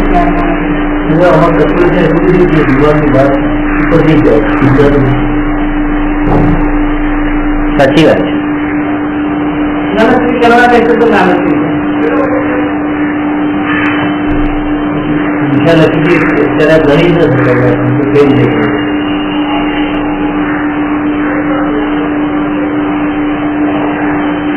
પોતાની અજ્ઞાનતાને જાણે એ જ સર્વજ્ઞની શ્રદ્ધા કરી શકે. સર્વજ્ઞ છે એનો સ્વીકાર કરવા માટે હું અલ્પજ્ઞ છું એનો સ્વીકાર કરવો પહેલો જરૂરી છે. હું અલ્પજ્ઞ છું.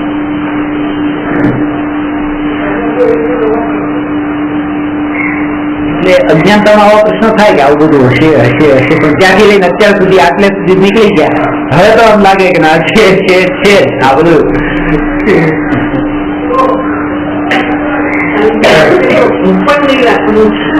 અને પછી જેમ જેમ તમને પૂર્વના સંસ્કારો પણ ઉદયમાં આવતા જાય, નિમિત્તો પણ એવા પ્રકારના સહજ મળતા જાય આ શ્રદ્ધાન કરાવવા માટે. પછી હવે આ બધી ગાથાઓ આ 15મા વર્ષે આટલા શાસ્ત્રોની ગાથાઓ યાદ થઈ ગઈ, ક્યાંથી થઈ ગઈ? પછી ખબર પડી કે આ છે આત્મા હતો, ભૂતકાળમાં અભ્યાસ કરેલો હતો મેં, એટલે માટે જ આ યાદ આવી છે. તો વધારે દ્રઢતા આવી. આ દ્રઢતા આવે. ઇન્ડોનેશિયામાં મારી ઓફિસ હતી ભૂતકાળમાં, હું ત્યાં હતો, ઇન્ડોનેશિયન ભાષા બોલતો હતો, 8 દિવસના અંદર શીખી ગયો. અત્યારે ત્યાંના લોકો સાથે બોલતો એ લોકોને ખબર જ ન પડે કે ઇન્ડિયન છે કે ઇન્ડોનેશિયન છે. હું હતો ત્યાં. અમારી નિત્યતા જે છે ને એ નિત્યતાના બધી જ જગ્યાએ જન્મ મરણ તો બધે કર્યા છે, ખાલી ઇન્ડોનેશિયામાં નથી કર્યા, બધી જગ્યાએ જન્મ મરણ કર્યા છે. પણ જેમ જેમ આ જ્ઞાનનો ઉઘાડ જેમ થાય ને કે હું તાઇવાનમાં ઉતરું ત્યાંની ભાષા, ચાઇનામાં ઉતરું ત્યાંની ભાષા, ફિલિપિન્સ નો તો ફિલિપિનો, 8 દિવસ 5 દિવસ રોકાવું ત્યાં વાત કરતો હોઉં. મને કોઈ કે આ બધું ક્યાંથી તમે શીખે, ક્યાંથી અભ્યાસ કર્યો? મેં ક્યાંય અભ્યાસ નથી કર્યો, કોઈ સ્ટડી નથી કર્યું. આ જ આત્માની નિત્યતાને બતાવે છે. આત્મા હતો ત્યાં, પૂર્વભવ છે, પુનર્જન્મ છે.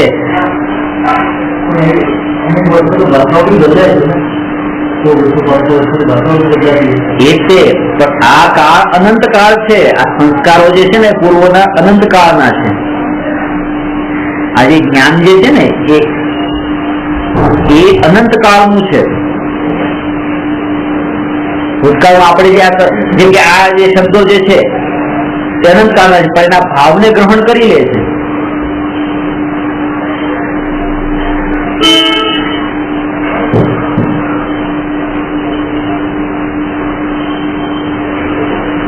પૂર્વ અવધિ જ્ઞાન શું છે? નરકના અંદર પૂર્વ ભૂલનું યાદ આવી જાય છે.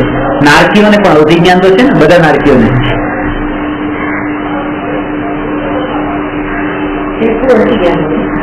મિથ્યા દ્રષ્ટિ હોય તો કોઈ અવધિ જ્ઞાન છે.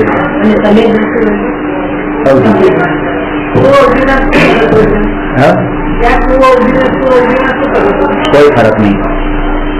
આત્મજ્ઞાની નું અવધિ જ્ઞાન શું અવધિ જ્ઞાન ને મિથ્યા દ્રષ્ટિ નું અવધિ જ્ઞાન શું અવધિ જ્ઞાન થી એને કોઈ ફરક નહીં પડે. સમ્યક દર્શન છે તો અવધિ જ્ઞાન, નથી તો કોઈ. એ રીતે મતિ શ્રુતમાં પણ કુમતિ ને મતિ, કુશ્રુત અને શ્રુત.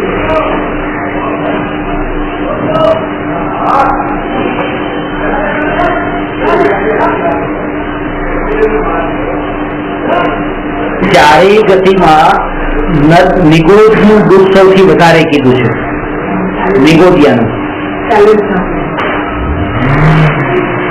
નરકના દુઃખ કરતા પણ નિગોદનું દુઃખ વધારે છે. નિગોદ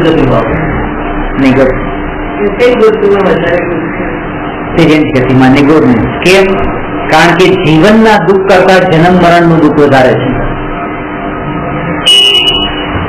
જન્મ એક બિંદુ છે, મરણ બીજું બિંદુ છે. એ બે બિંદુને જોડવા વાળી રેખા એ જીવન છે. એ જીવનના દુઃખ કરતા જન્મ મરણનું દુઃખ વધારે છે. નરકમાં જીવનનું દુઃખ છે, નિગોદમાં જન્મ મરણનું દુઃખ છે.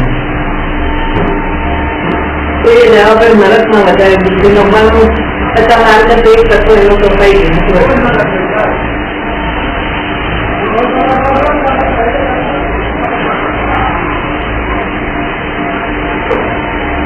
નરકમાં રેખાનું દુઃખ છે, અહીંયા બિંદુનું દુઃખ છે. એક ભાઈની બે પત્ની છે, એકનું નામ બિંદુ છે, બીજા નામ રેખા છે. મારે બે દુઃખ અહીંયા છે. આ પોઈન્ટ, આ જન્મ થયો, અહીંયા મરણ થયું, અને એની વચ્ચે આખું જે જીવન જીવાય. નારકીઓને જન્મમાં કઈ નથી, કારણ કે જન્મ એ 10,000 વર્ષ પેલા તો મરણ જ થતું નથી. મિનિમમ આયુષ્ય નરકનું 10,000 વર્ષનું છે. 10,000 વર્ષનું આયુષ્ય એ આપણને સમજાવવા માટે 10,000 વર્ષ કીધા છે. આપણને સમજાવવા માટે આપણા પછી કોઈ કે અહીંના વર્ષ ગણવાના કે કયા વર્ષ ગણવાના, કેટલા મહિના ગણવાના, અધિક માસમાં ગણવાનું કે નહીં ગણવાનો, પાછું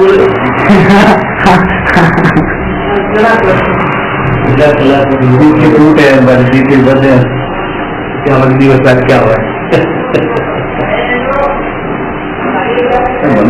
અધિક માસમાં આવે છે ને, અધિક આવે, અધિક તું એક જ અધિક આવી ગયો, સાઈઝ નહીં કરો, આ બધા બરાબર છે, બાકી બધું બરાબર છે. એક અધિક તું આવી ગયો, અત્યાર સુધી કોઈ આવો પ્રયત્ન નતો કર્યો.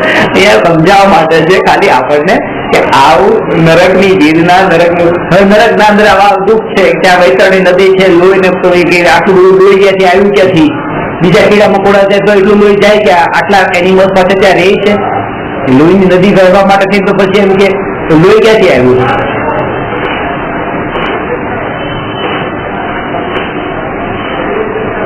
પોતાની કલ્પનાની આગળનો વિચાર કરવા જાય છે, જે કરી શકે છે ને એનો વિચાર કરતો નથી. એનો વિચાર કરવો નથી. જે ખબર પડી શકે છે, દેખાય છે કે આ જો આ બધું પરિવર્તન, આ જો પળે પળે બધું પલટાય છે, એને દેખાઈ શકે છે, પણ એ દેખવું નથી. આવા વિકલ્પ કેમ આવે ખબર છે? પરિભ્રમણ જેનું હજી લાંબુ હોય ને એને જ આવા વિચારો છે. આવી દલીલો એ જ કરે. ધર્મના અંદર પણ જેને ઊંધા પ્રશ્નો થાય ને એને આવા એને જ થાય. જેનો કાળ નથી પાક્યો. આ ક્રમબદ્ધ કરી એની જે ચર્ચા કરી હતી, કાળ નથી પાક્યો એને. એટલે દ્વેષ કરવો એ પણ યોગ્ય નથી એના પ્રત્યે. આ પહેલી બુદ્ધિ છે, એકત્વ બુદ્ધિ. બીજી બુદ્ધિ છે મમત્વ બુદ્ધિ. મમત્વ બુદ્ધિનો અર્થ છે મારાપણારૂપ બુદ્ધિ. આ મારું છે એમ માનવું. એકત્વ બુદ્ધિમાં હું, મમત્વ બુદ્ધિમાં મારું. આ મમત્વ બુદ્ધિ બહુ ફેલાયેલી છે દૂર દૂર સુધી.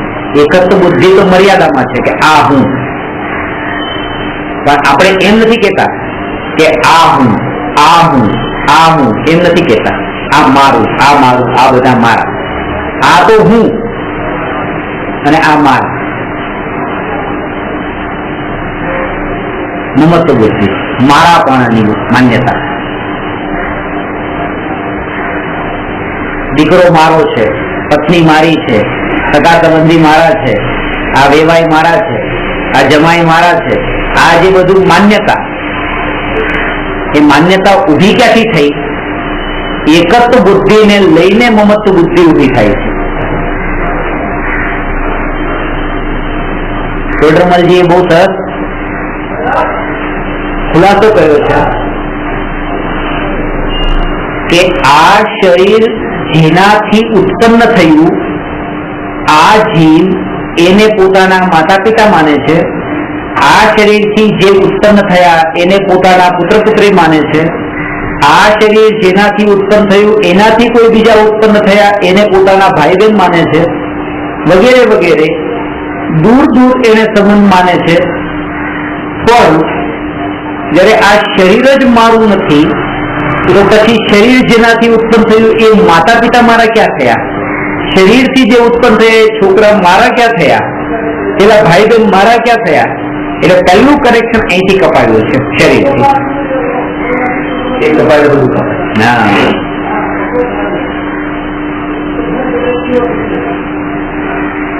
એક સ્ત્રી એમ કે છે મને સસરાનું દુઃખ છે, મને સાસુનું દુઃખ છે, મને જેઠનું દુઃખ છે, મને દેરનું દુઃખ છે. સસરા છોડી દેશે તો જેઠનું દુઃખ થશે, જેઠાણીનું દુઃખ થશે, દેરનું દુઃખ થશે, દેરાણીનું દુઃખ થશે, કોઈને કોઈ નવા ઉભા થશે. તારા વતને છોડી દે, આ બધા છૂટી જશે. પછી જેઠ જેઠ નહીં રહે, દેર દેર નહીં રહે, સસરો સસરો નહીં રહે, સાસુ સાસુ નહીં રહે. કારણ કે આ હસબન્ડ સાથેના બધા કનેક્શન હતા. હસબન્ડ નું જ કનેક્શન કપાઈ ગયું તો બાકી બધા કપાઈ ગયા.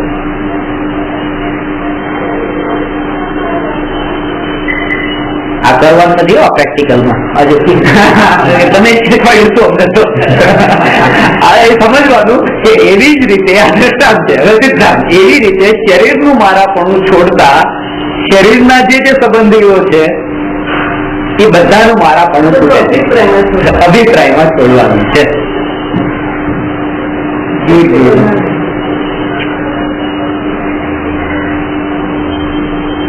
મારું મારું મારું આજે મારું શબ્દ જે છે ને કૃપાળુ કહ્યું તો મારું નતા બોલતા, શું બોલતું? અમારું.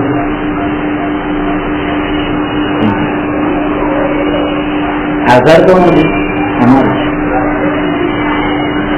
એટલે નહીં, અજ્ઞાની છે ને, જ્ઞાન ન હોય અજ્ઞાની. એટલે નહીં અને મારું એટલે મારું નથી, અમારું. અમારું છે એટલે મારું નથી.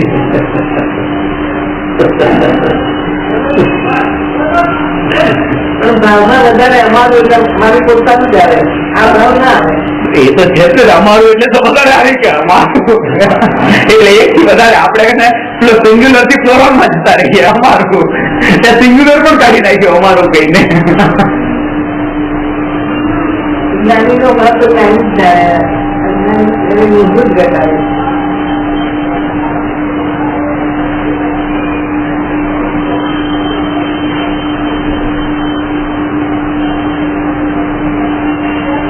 છોકરાને 9 મહિના પેટમાં રાખ્યો, 18 મહિના ખોળામાં રાખ્યો, મોટો કર્યો, ભણાવ્યો ગણાવ્યો અને છોડીને મારો છોકરો મને જતો રહ્યો. બહુ દુઃખ થયું. દુઃખ એનું નથી થયું જતો રહ્યો, દુઃખ એનું છે કે મેં એને પહેલેથી મારો માન્યો. મારો મારો મારો મારો મારો માન્યો. પહેલેથી એ સ્વીકાર નહીં કર્યો કે આ ખરેખર કોઈ કોઈનું કોઈ જ નથી. આ માનીને ચાલો, આપણને એમાં ભય લાગે છે કે મારા માનવાનું છોડી દઈએ અને પછી પાછું રહેવાનું તો એની સાથે જ છે. એ કેવી રીતે રહેવું? બેંકના કેશિયરની જેમ રહેવું કે જે પૈસાને મારા માનતો નથી તેમ છતાંય પૈસાની સાથે રોજ રહે છે. લાખો રૂપિયા. હા, એ રીતનો જ વ્યવહાર જ્ઞાનીનો હોય છે. સ્વભાવને જાણે છે, સ્વભાવને જાણે છે અને દુઃખ નહીં થાય. સ્ટીલનો ગ્લાસ નીચે પડીને ફૂટી જાય તો આપણને આશ્ચર્ય થાય, કાચનો પડે તો આશ્ચર્ય ન થાય, કારણ કે સ્વભાવ છે. કાચ તો ફૂટે. આ મને છોડીને કેમ જતા રહ્યા? એ છોડીને જતા રહ્યા તો સ્વભાવ છે ને.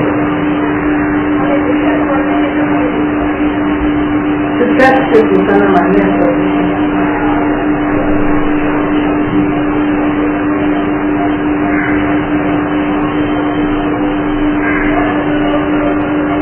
जिंदगी के सफर में बहुत सारे मुसाफिर मिलते हैं, शायद उसे कहीं और जाना होगा. આટલું વિચાર કરીને ખુશ થો. તમે મને વચન આપ્યું, તમે મારી સાથે સાથે રહેશો, સાથે સાથે રહેશો, સાથે સાથે રહેશો. जिंदगी के सफर में बहुत सारे मुसाफिर मिलते हैं, शायद उसे कहीं और जाना होगा. ખુશ રહો. આ તમારે ત્યાં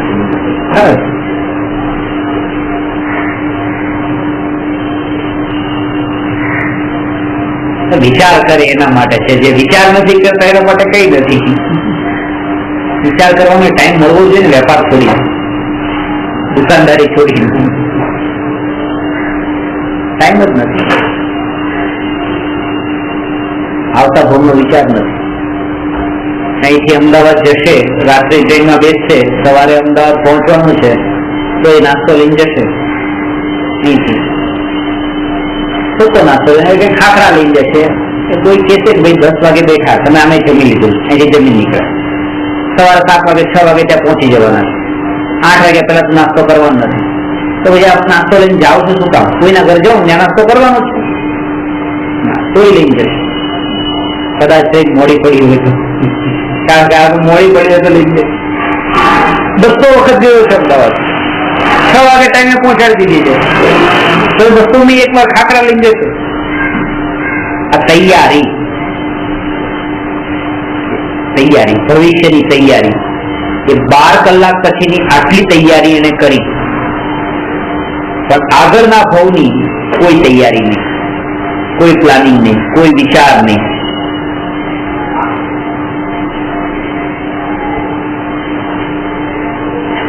એટલે અહીંયા કહે છે જે વિચાર કરે છે એના માટે ધર્મ છે, જે વિચાર નથી કરતા એના માટે કઈ નહીં. કૃપાઓદે કીધું કર વિચાર તો પામ, બીજું કહીએ કેટલું કર વિચાર.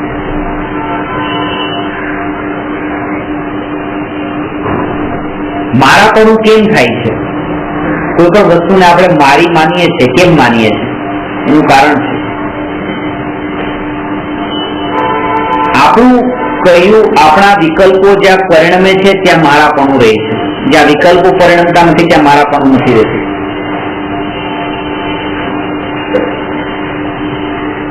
એટલે એ છોકરાને અમેરિકા ભણવા માટે મોકલ્યો અને ભણીને પાછો આવ્યો.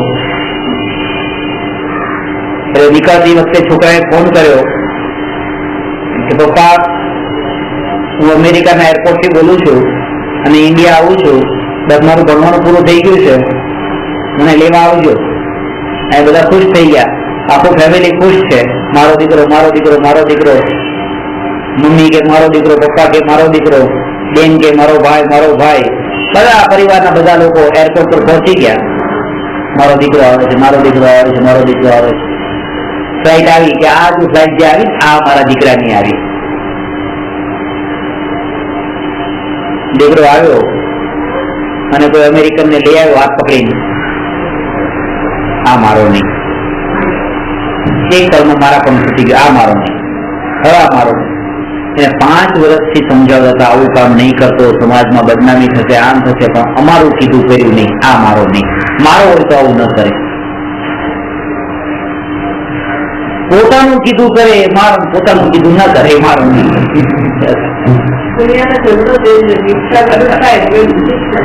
આ મારો ને મારા નહીં.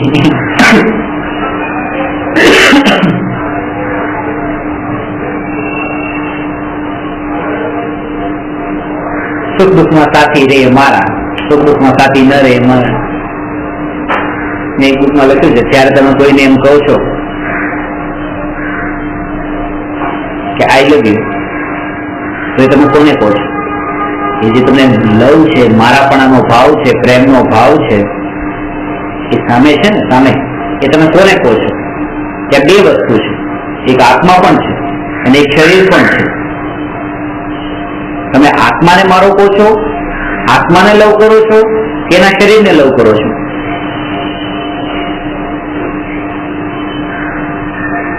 ચાર વસ્તુ પોસિબલ છે.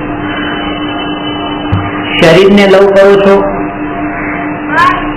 આત્માને લવ કરો છો, શરીર અને આત્મા બંનેને લવ કરો છો, અને બેમાંથી કોઈને લવ નથી કરતા. પહેલી વાત, શરીરને લવ કરો છો, આ સેન્ટેન્સ ખોટું છે. કોઈ કોઈના શરીરને પ્રેમ નથી કરતો. 10 વર્ષનો દીકરો છે, સ્કૂલે ગયો છે, એક્સિડન્ટ થયું, મરી ગયો, ડેડ બોડી ઘરે આવ્યો. જો માં એના શરીરને પ્રેમ કરતી હોય, શરીર આવી ગયું છે, એ જ આંખ, એ જ કાન, એ જ આખું શરીર રડે છે, દુઃખી થાય છે, चलो अग्नि संस्कार करो। शरीर ने प्रेम करती तो शरीर तो पाછું આવ્યું છે કે પ્રેમ શરીરનો નહોતો,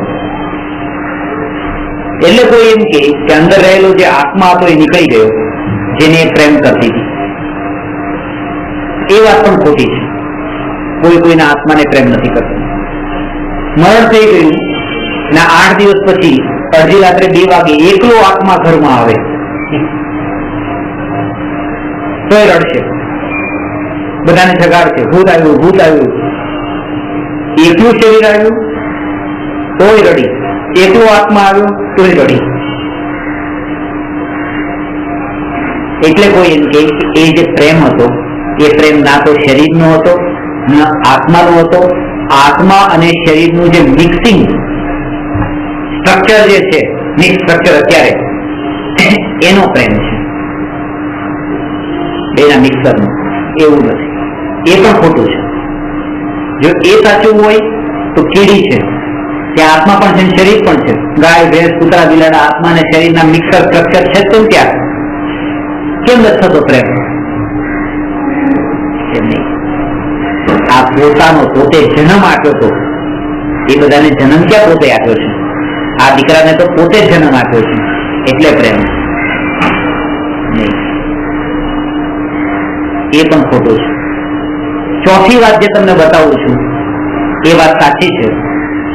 ના આત્માનો પ્રેમ છે, ના શરીરનો પ્રેમ છે, ના આત્મા અને શરીરની મેળવેલી મિક્સ એવી અવસ્થામાં પ્રેમ છે, ન તો એને જન્મ આપ્યો છે એટલા માટે પ્રેમ છે।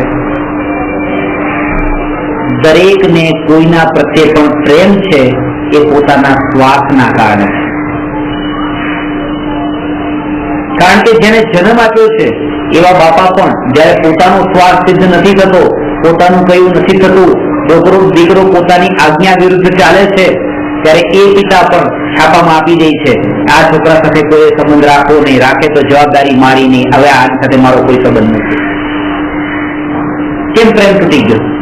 કેમ આટલું ડિક્લેર કરી દેવું પડ્યું? જન્મ તો આપ્યો જ તો, હજી મિક્સ સ્ટ્રક્ચર છે ત્યાં, છૂટું નથી પડ્યું।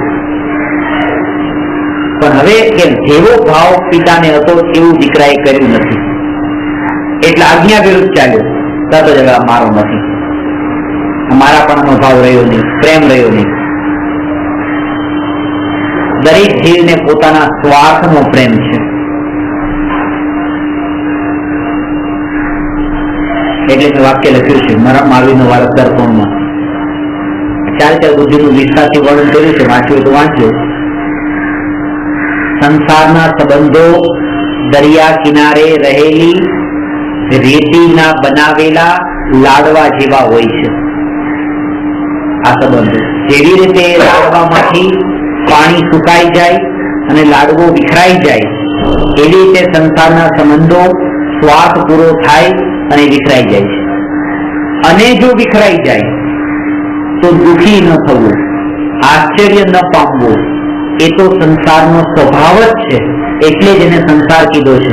કારણ કે આવું અહીંયા સંસારમાં જ થતું હોય, મોક્ષમાં ન થતું હોય। એમ સ્વીકાર કરી લેવો અને પોતે એના જ્ઞાતા દ્રષ્ટા રહીને એમાંથી નીકળી જવું, આનું નામ ધર્મ છે।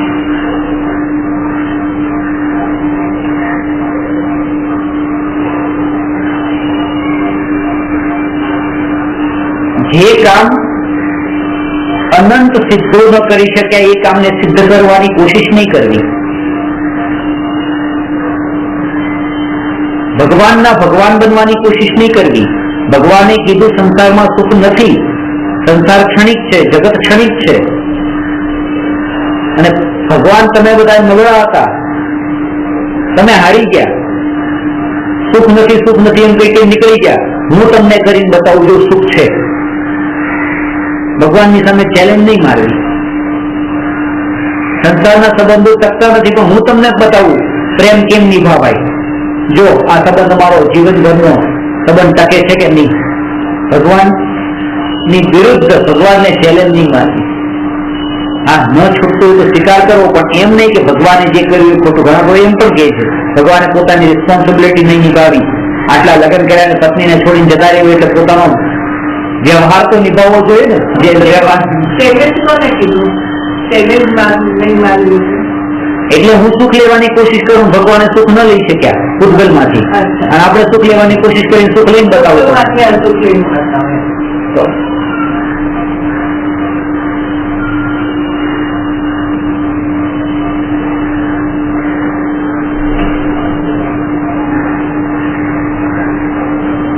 કોઈ વસ્તુ કોઈ ખાતા હોય, કોઈને ખાતા ન આવડે, તમને શું ખાતા આવડે?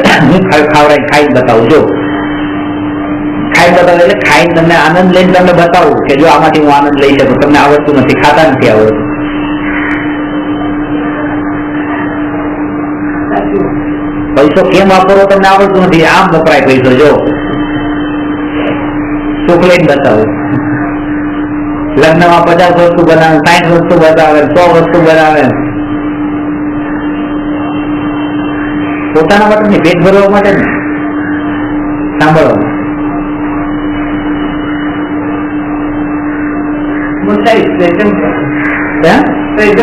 પ્રેઝન્ટેશન.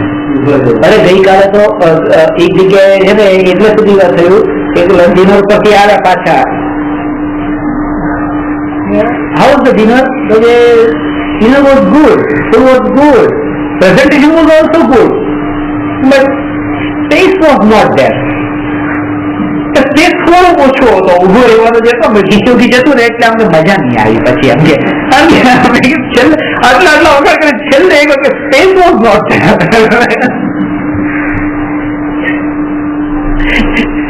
કઈક ને કઈક ખામી કાઢીને બસ પેલા વસ્તુ બનાવી, ખાવાનું બધું વ્યવસ્થિત બનાવ્યું, બધું ઉભા રહેવાનો સ્પેસ થોડો હતો.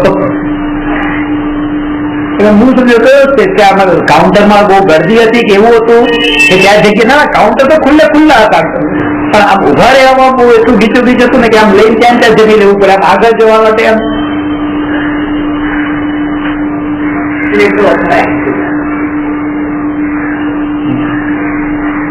તો આ વાત મારા મોઢે કી રીતે ના થાય, એના મોઢે હું કહેતા છે નથી નહીં તો એને ક્ષણિક નો બોધ થઈ જશે.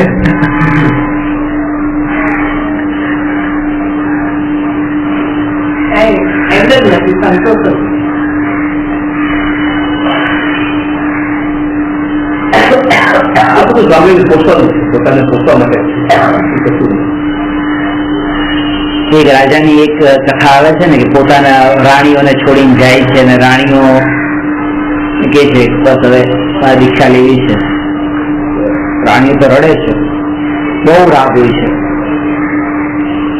પોતાના વાળ ખેંચીને માથા પછાડીને રડે છે કે હવે તમે અમને છોડી નહીં જાઓ, કારણ કે તમે અમને વચન આપ્યું હતું કે તમે અમને છોડીને ક્યારેય નહીં જાઓ. કેમ કે તમારું વચન આજે પ્રોમિસ કરે ને, I love you I will love you forever, તમે વચન આપ્યું હતું, આ વચન ક્યાં ગયું? તો એ પણ કહે છે કે વચન તો તમે પણ મને આપ્યું હતું. રાણીઓને કહે તમે વચન આપ્યું હતું કે હું જે કંઈ પણ કરીશ તમે ભરોસો રાખશો મારા ઉપર, ડાઉટ નહીં કરો. આ જે કંઈ મારું ડિસિઝન છે ભરોસો રાખો, બરાબર કરી દઉં છું, ડાઉટ નહીં કરો.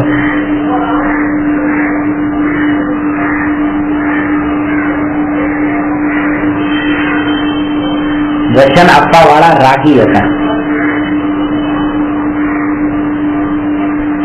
અને હવે આ વિતરાગી થયા છે.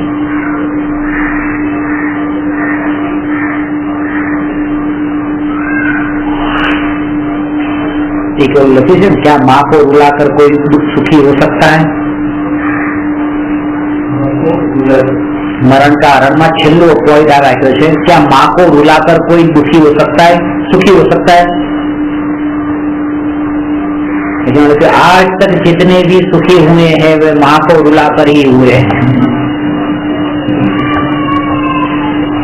मोक्ष में जितने गए वो माँ ने दर्शन लग तो बोला नहीं था ना, क्योंकि वितरागता बेटे को प्रकट हुई थी, माँ को तो राग था, फिर भी छोड़ना पड़ा था. यदि माँ बाप को यदि वितरागता हो गई, राग छूट गया होता तो वो पहले दीक्षा ले लेते.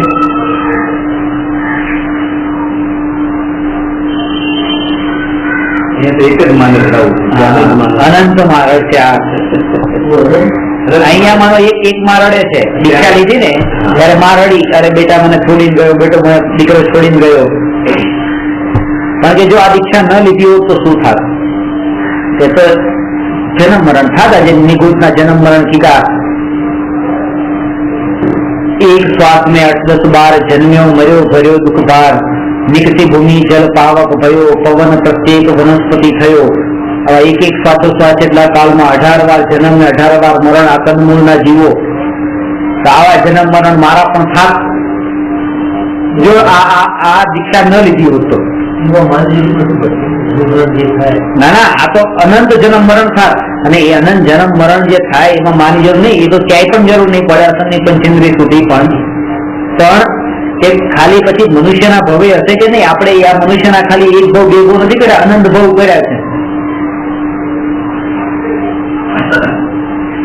અને જયારે પ્રકૃતિ થશે ત્યારે માને જે દુઃખ થશે ત્યારે માં રડશે, દુઃખી થશે. કે અનંત માને હવે મારે દુઃખી નથી કરવી, નથી રડાવવી, એના માટે થઈને એક માં રડે તો ભલે રડે.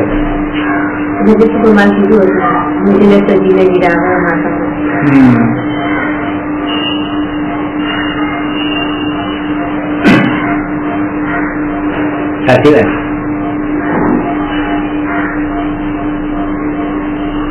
આપણે આપણા વિચારોથી ત્યાંની કલ્પના કરીએ છીએ એટલે હજી આ વાત એટલી નહીં સમજાય, પણ જયારે એવી દશા આવશે ને ત્યારે સહજ સમજાશે કે આ બરાબર છે.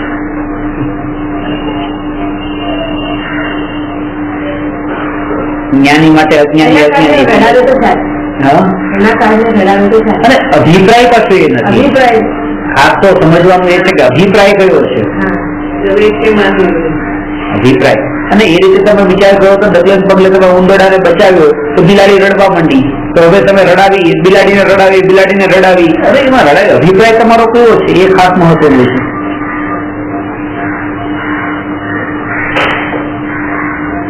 અને એ જે રડે છે એ તે પોતાના રાગના કારણે રડે છે. આના રડાવાથી થોડી રડે છે. દીકરો ગયો એટલે નથી રડતી, દીકરા પ્રત્યેનો રાગ એને રડાવે છે. અને આવી રીતે જો કોઈ રોકાતા જે માને રોકવાથી રોકાતા રહે તો આજ સુધી કોઈ રીતે ગયા જ ન હોય.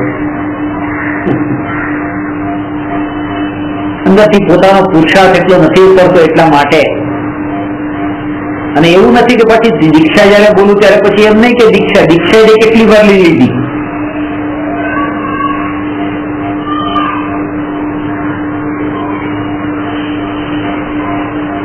સુમેરુ પર્વત ઉભો થઈ જાય, મોર પીછીને ભેગા કરો તો રોગાનું આવે છે ને. એટલે દીક્ષા પણ દુર્લભ નથી, દુર્લભ છે તો આ બુદ્ધિ છોડવાનું, મમત્વ બુદ્ધિ, આ મારું છે એવી માન્યતા છોડવાની.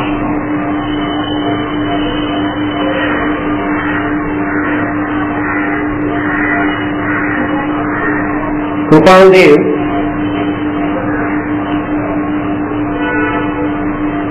પોતે વેપાર કરતા કરતા પણ પોતાનો સ્વાધ્યાય સત્સંગ ચાલુ જ રહેતું. અને પોતે કોઈ વેપારી એમની ઘટના છે કે એક વેપારીને એમને માલ બતાવવાનો હતો અને ઘોડાગાડી પર જતા હતા અને જે જગ્યા પર પહોંચવાનું છે ત્યાં પહોંચીને પછી એમનો સ્વાધ્યાયનો સમય શરૂ થવાનો છે. એટલે સામાવાળા વેપારીને કહી દીધું તાર માલ જોવો હોય તો અહીંયા ઘોડાગાડી ઉપર જોઈ લે. ચાલુ ઘોડાગાડી ફરી કુમારનું ખોલ્યું. પેલો ડરી ગયો વેપારી કે અહીંયા નહીં ત્યાં ઉતરું કે ત્યાં તો મારો સ્વાધ્યાયનો સમય શરૂ થશે, સાધનાનો કાળ શરૂ થશે. આ વેપારી ડરી ગયો કે મારે 50% મારે આપવા પડશે, જો પડે જેટલું નુકસાન થાય એના ભાગીદાર.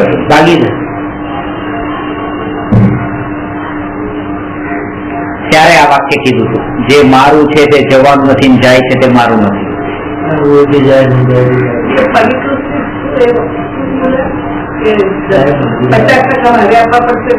એમ નહીં, એટલે નુકસાન બે ભોગવવું પડે ને. એમ એમના ભાગીદાર હતા, જે બીજા ભાઈ હતા એમના ભાગીદાર હતા, એમને એસોર્ટિંગ કરવાનું ડાયમંડ ના કઈ લેવલ. બે સતત નુકસાન આજે થાય તો બે ભોગવવું પડે કે ના ભોગવવું પડે? એમ ત્યારે તો ભોગવું પડે ને, પડી ગયા. કેમ થાય?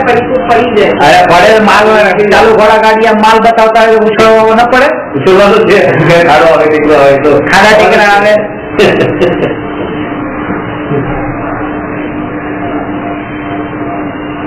ક્યાં સુધારે?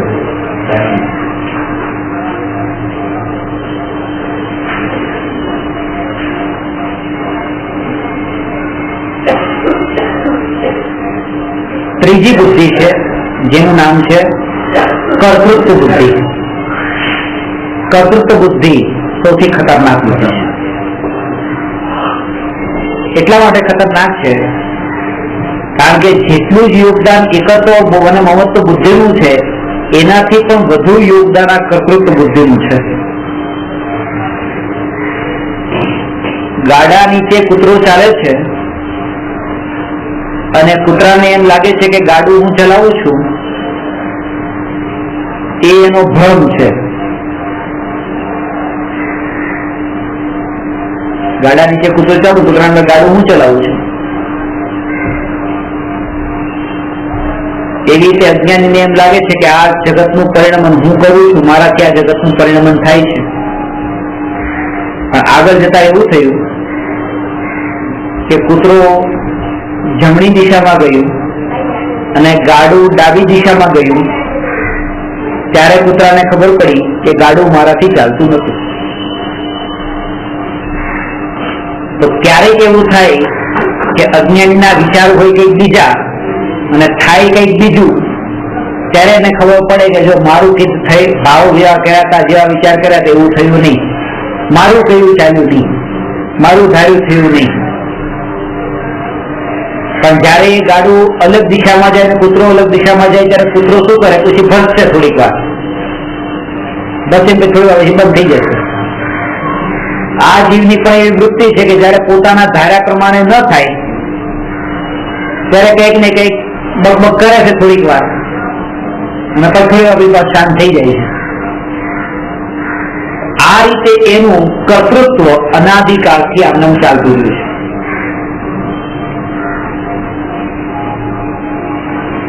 કર્તૃત્વ બુદ્ધિનો અર્થ એમ નથી કે હું રોટલી બનાવું છું, હું દુકાન ચલાવું છું, છોકરાને મોટા કરું છું, ભણાવું છું, ગણાવું છું, બધું હું કરું છું, એનું નામ કર્તૃત્વ બુદ્ધિ નથી. કર્તૃત્વ બુદ્ધિ છે કરી શકું છું એનું નામ.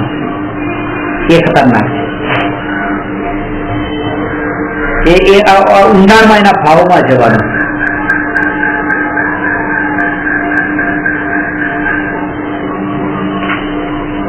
મેં દીકરાને આટલું આ ઘર આપી દીધું, આટલા પૈસા આપી દીધા, આપી શકું છું. મેં શું આપ્યું? મારું જે નથી એ હું બીજાના માટે મેં આપ્યું.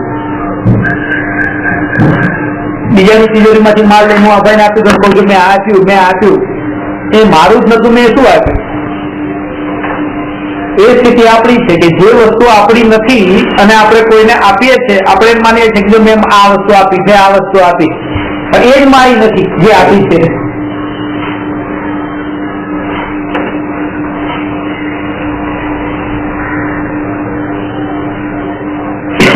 એક રૂમમાં એક મજબૂત એવી કાચની દિવાલ કરવામાં આવે ને એક બાજુ બકરી એક બાજુ સિંહને રાખવામાં આવે તો સિંહને એમ લાગે કે બસ હમણાં હું બકરીને મારી નાખીશ, ને બકરીને એમ લાગે હમણાં હું મરી જઈશ. પણ ખરેખર શું થવાનું છે કે સિંહ મારવાનો નથી, બકરી મરવાની નથી, કારણ કે દિવાલ છે મજબૂત, તૂટે નહીં એવી. દુઃખની વાત એ છે કે બેમાંથી કોઈને પણ એક દિવાલ દેખાતી નથી, એટલા માટે બે આકુળ વ્યાકુળ થાય છે. આ એમ વિચારીને કે હું મારી નાખીશ, ને આ વિચારીને કે હું મરી જઈશ. એવી જ રીતે દરેક દ્રવ્ય વચ્ચે, દરેક વસ્તુ વચ્ચે અકર્તાવાદના સિદ્ધાંતની વજ્રની દિવાલ છે. અને અજ્ઞાનીને એમ થાય છે કે હમણાં એ દિવાલ દેખાતી નથી અકર્તાવાદની, આ સિદ્ધાંતની. હું તમારું ખરાબ કરી નાખીશ, તમે મારું ખરાબ કરી નાખશો, હું તમારું સારું કરી નાખીશ, તમે મારું સારું કરી નાખશો. આ ભાવ થી પોતે સુખી દુઃખી થાય છે બધા જીવો. આ દિવાલ દેખાતી નથી. ખરેખર કોઈનું ખરાબ કે સારું કરી શકવાના નથી.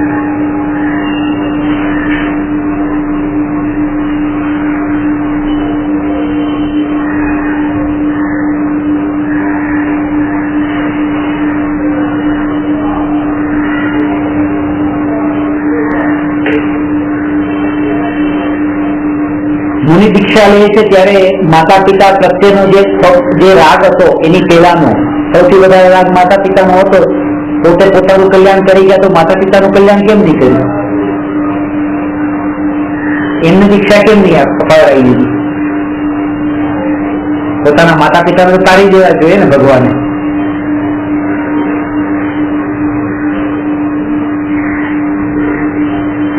પોતાના માતા પિતાને પણ તારવા માટે સમર્થ નથી.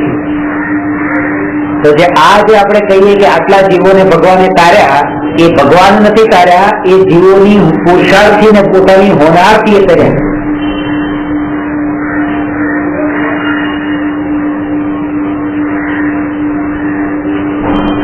સમજાણી વાત?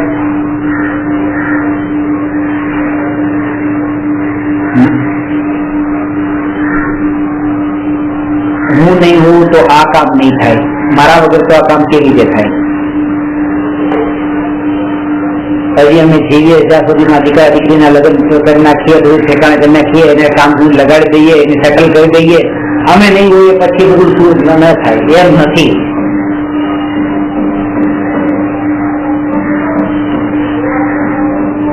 મારા પછી મારી જગ્યા એવી રીતે પુરાઈ ગઈ કે આંગળી પાણીમાંથી બહાર નીકળી અને જગ્યા પુરાઈ ગઈ.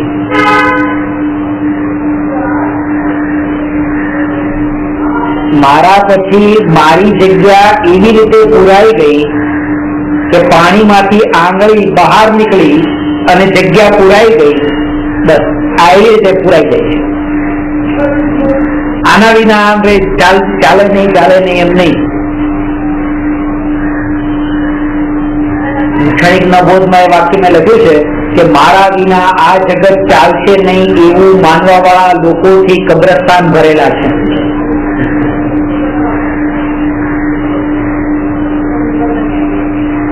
જે એમ કેતા હતા કે મારા વિના જગત નહીં ચાલે, અત્યારે એમ નથી, પણ પેલા કરતા વધારે બેટર ચાલી રહ્યું છે.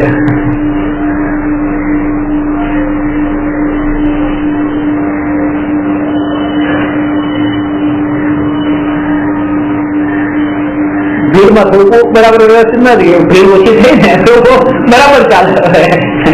ટ્રાફિક ઓછો થાય તો ગાડી બરાબર ચાલે ને, ટ્રાફિક વધારે હોય તો ગાડી ઓછી ચાલે. અને એમ જ માને છો મારા વગર આ રોડ ચાલશે, ત્યારે તમે નીકળી જશો તો વધારે સારી રીતે ચાલશે.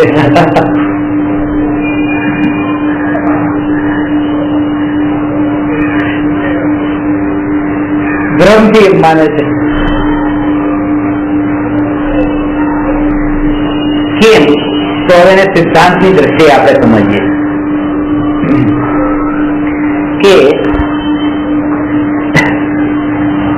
લોટ છે અને લોટમાંથી પછી એ રોટલી રૂપ પરિણમન થયું. આ લોટ છે અને રોટલી બની.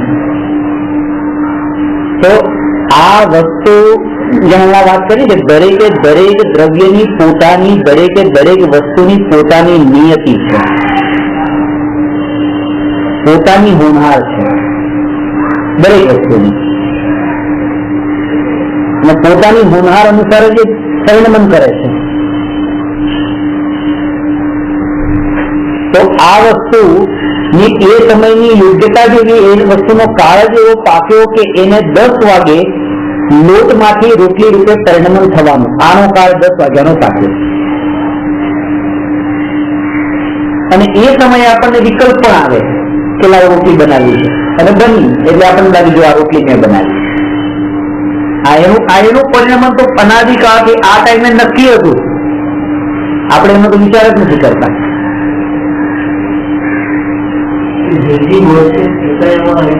હા, જેમ શરીર છે એ શરીર નિર્જીવ છે, જીવ છે ત્યાં સુધી પણ ઓલવેઝ શરીર અજીવ છે, ડેડ છે, ઓલવેઝ ડેડ છે. અત્યારે આ જે શરીર છે અત્યારે તો રહેવું નથી. અત્યારે જ ડેડ છે. ડેડ કોને કહેવાય? ડેડ બોડી જે હોય એ શું કામ, એ શું કરે? એ કઈ ન કરી શકે. એ કઈ ન કરી શકે. મોટું અંતર એ છે કે એમાં સુખ દુઃખના ફિલિંગ્સ ન થઈ શકે, એને જ્ઞાન ન થઈ શકે, એમાં કોઈ ફિલિંગ્સ ન થઈ શકે. ડોક્ટર એ ચેક કરે કે બનાવવાનું સુઈ લગાડે કે પેઇન થાય છે તો પેઇન થતું હોય તો હજી અંદર છે જ લિવિંગ છે, નહીં તો ડેડ છે. જે ફિલિંગ્સ કરવા વાળી વસ્તુ છે એ આમાંથી નીકળી જાય છે. આ બોડી પેલા લિવિંગ હતું ને પછી ડેડ થયું છે એમને, એ તો ઓલવેઝ ડેડ છે. આપણે એ લિવિંગ જે વસ્તુ હતી, body is not living, soul is always living. અને સાયન્સની ડેફિનેશન ને જૈનિઝમની ડેફિનેશન છે, બંનેમાં આ જ અંતર છે. સાયન્સ એ કહે છે કે જે બોડીમાં લાઈફ છે એ બોડી લિવિંગ. જૈનિઝમ કહે છે કે જે બોડીમાં લાઈફ છે એ બોડી પણ નોન લિવિંગ, લિવિંગ ઓનલી સોલ.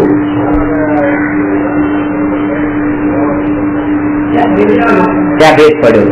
આ તો અત્યારે પણ જળ જ છે, અને જે આને જળ રૂપે જોવે છે એને જ આત્મદર્શન થાય છે, એને સમ્યક દર્શન થાય છે.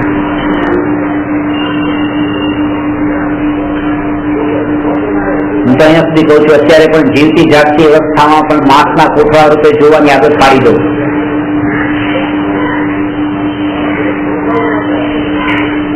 ટ્રેનનું એક્ઝામ્પલ મેં તમને આપી દઉં ને કે ટ્રેનમાં તમે ટ્રાવેલિંગ કરતા હો, તમારી બાજુમાં કોઈ એક ભાઈ બેઠા છે જેની પાસે એક થેલી છે,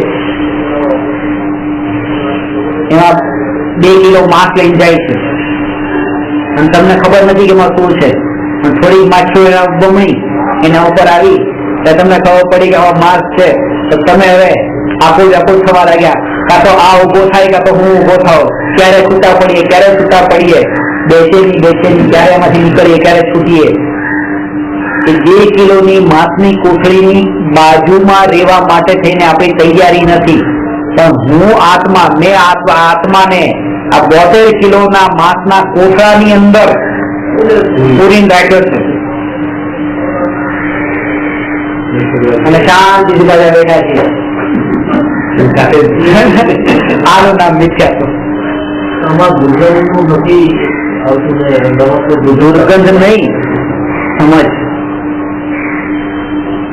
તમને હું એવી વસ્તુ તમને શરૂ કરે કે કોઈ કે એમાં નોનવેજ ની વાત જ ના આવતી હોય, અને નોનવેજ એની અંદર મિક્સ થયેલું હોય, તમે ખાઓ કે ન ખાઓ, વાત નથી આવતી. એક વાળી કેક છે, એમાં કોઈ વાત નથી, લો ખાઓ. વાત સાથે આપણે વાતથી નહીં, એના કરતા પણ વધારે વાત તો કેટલી ગંદકીની પણ આવતી, પણ આપણને એ એટલી અસર નથી કરતી એટલી આ માંસની અસર કરે છે. આપણે એ સ્વીકાર કરી લઈશું કે કોઈ નાયા ધોયા વગરનો બાજુમાં બેઠો હોય તો એ ચાલશે, પણ આ માંસની 2 કિલોની કોથળી લઈને જાઓ. કારણ કે એ આપણે એક સમજ છે, આ માંસ છે, માંસ દ્રષ્ટિમાં જ. અહીંયા આવું કઈ નથી. માટીની પાંખ જેટલી પાતળી ચામડીથી આ માંસ, લોહી, પગ, પરુ, હાડકા, ચરબી વગેરે પદાર્થોથી જેને મઢવામાં આવ્યું છે એવું આ શરીર છે. અને એની ચામડી જો આમ કાઢી નાખવામાં આવે તો કોઈ જોવાનું પસંદ ન કરે એવું આ છે.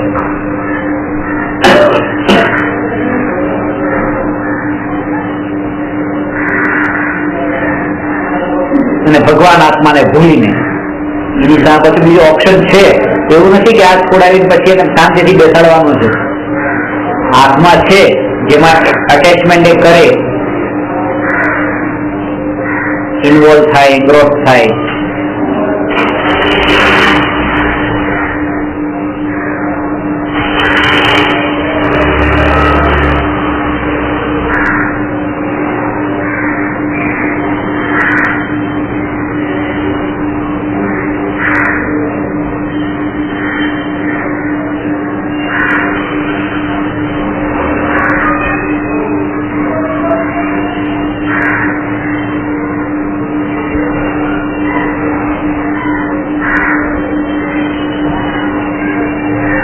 એક બોટ જતી હતી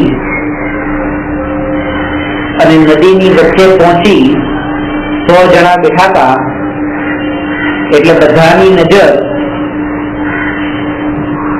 એક માંસ ખાવા વાળા ઉપર ગઈ અને બાકી બધા માંસ નતા ખાતા એટલે બધાએ કીધું કે આ ડૂબવાની તૈયારીમાં છે બોટ, આ એક પાપીના કારણે બધા ડૂબ્યા, એકે બધાને ડૂબાવ્યા. કે જો એક પાપી 99 પુણ્યાત્માને ડૂબાવતો હોય તો 99 પુણ્યાત્મા એક પાપીને બચાવી ન શક્યા? મેજોરિટી તો ઉલટી એવું. એટલે તે એમ સમજવું કે 100 ડૂબ્યા છે પોતાના જ પાપના ઉદયથી, આ એકે નથી ડૂબાવ્યા.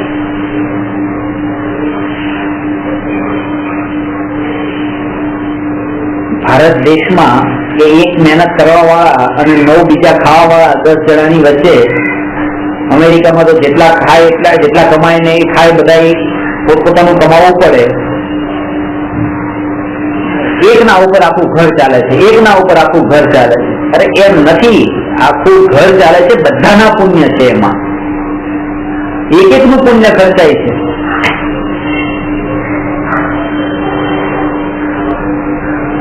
દરેક નું પુણ્ય ખર્ચાય છે, એમાં મુફતમાં નથી મળતું ખાવાનું, એને પુણ્ય ખર્ચાનું છે. એટલે કર્તૃત્વ નહીં કરવું કે મેં એકલાએ આખા ઘરને ચલાવ્યું.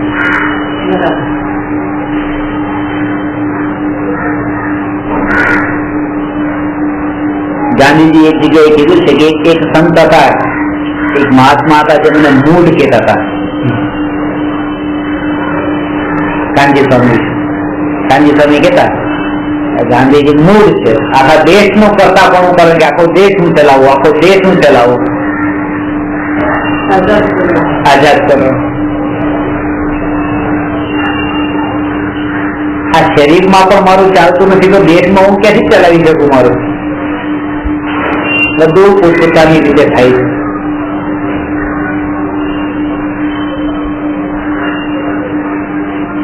ગુરુ શિષ્યને જ્ઞાન આપે છે એમ નથી, શિષ્યની યોગ્યતા અનુસાર શિષ્યને જ્ઞાન મળે છે, એ હોનહાર અનુસાર.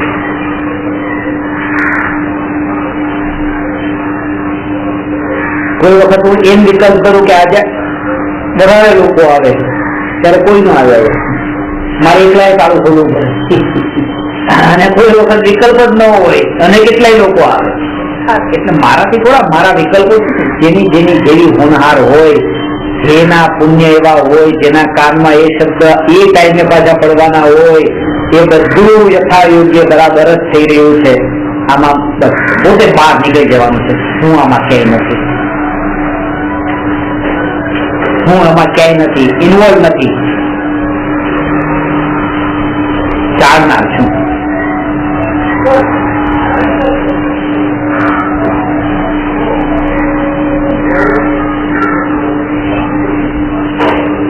આ વાત કર્તૃત્વ બુદ્ધિ બતાવે છે. કર્તૃત્વ બુદ્ધિમાં ઈશ્વરને કરતા માનવા વાળું એક મત છે, જે માને છે કે ઈશ્વર બધું કરે છે ભગવાનની દયાથી, ભગવાનની કૃપાથી. ઘણા લોકો ધર્મનું ભણી લીધું, જૈન ધર્મને આ અભ્યાસ કરતા એ પણ ભગવાનની કૃપા, ભગવાનની કૃપા, ભગવાનની કૃપા.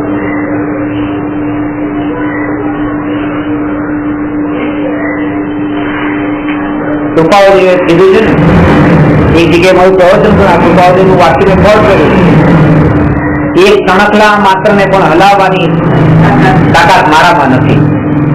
આત્મા અનંત શક્તિશાળી છે, એના ઉપર મારે પ્રવચન આપવાનું હતું અને મેં સ્ટ્રેટેજી કર્યું કે એક તણખલા માત્ર ને હલાવી શકે એવી મારામાં તાકાત નથી. એટલે પબ્લિક માંથી 3-4 જણા ઉભા થઈ ગયા કે આત્માની શક્તિ બતાવવાની છે, નબળાઈ નહીં. તમે કહો એક તણખલું હલાવી શકે એટલી તાકાત પણ આત્મામાં નથી. આ તો નબળાઈ બતાવી તમે આત્માની, તાકાત ક્યાં બતાવી? હમણાં બતાવું તાકાત જો તમને ખબર પડશે. આખા જગતમાં અનંત દ્રવ્ય છે, એક પણ દ્રવ્યનું પરિણમન કરવાની તાકાત મારામાં નથી, કારણ કે મારા અને આખા જગત વચ્ચે એક મજબૂત એવી દિવાલ છે, વજ્રની દિવાલ ન તૂટી શકે એવી. એટલે હું એક તણખલાને પણ હલાવી શકતો નથી. એ દિવાલ છે ને આખા જગત છે. જો આ વિચાર કરું ને કે હું આખા જગતમાં કોઈનું કંઈ કરી શકતો નથી, કોઈનું કંઈ કરી શકતો નથી, કેમ લાગે હું કેટલો નબળો છું. પણ આ દિવાલ બંનેને અપ્લાય થાય છે, આખા જગતને પણ અપ્લાય થાય છે. આખું જગત ભેગું મળી જાય તો મારું કંઈ કરી શકતું નથી, કારણ કે દિવાલ છે. આ આત્માની શક્તિ છે કે આખું જગત ભેગું મળીને ભેગું થઈને પણ આ આત્માનું કંઈ કરી શકતું નથી, કારણ કે દિવાલ છે. દિવાલ ખાલી એકને થોડી લાગુ પડે છે, એને લાગુ પડે છે. પછી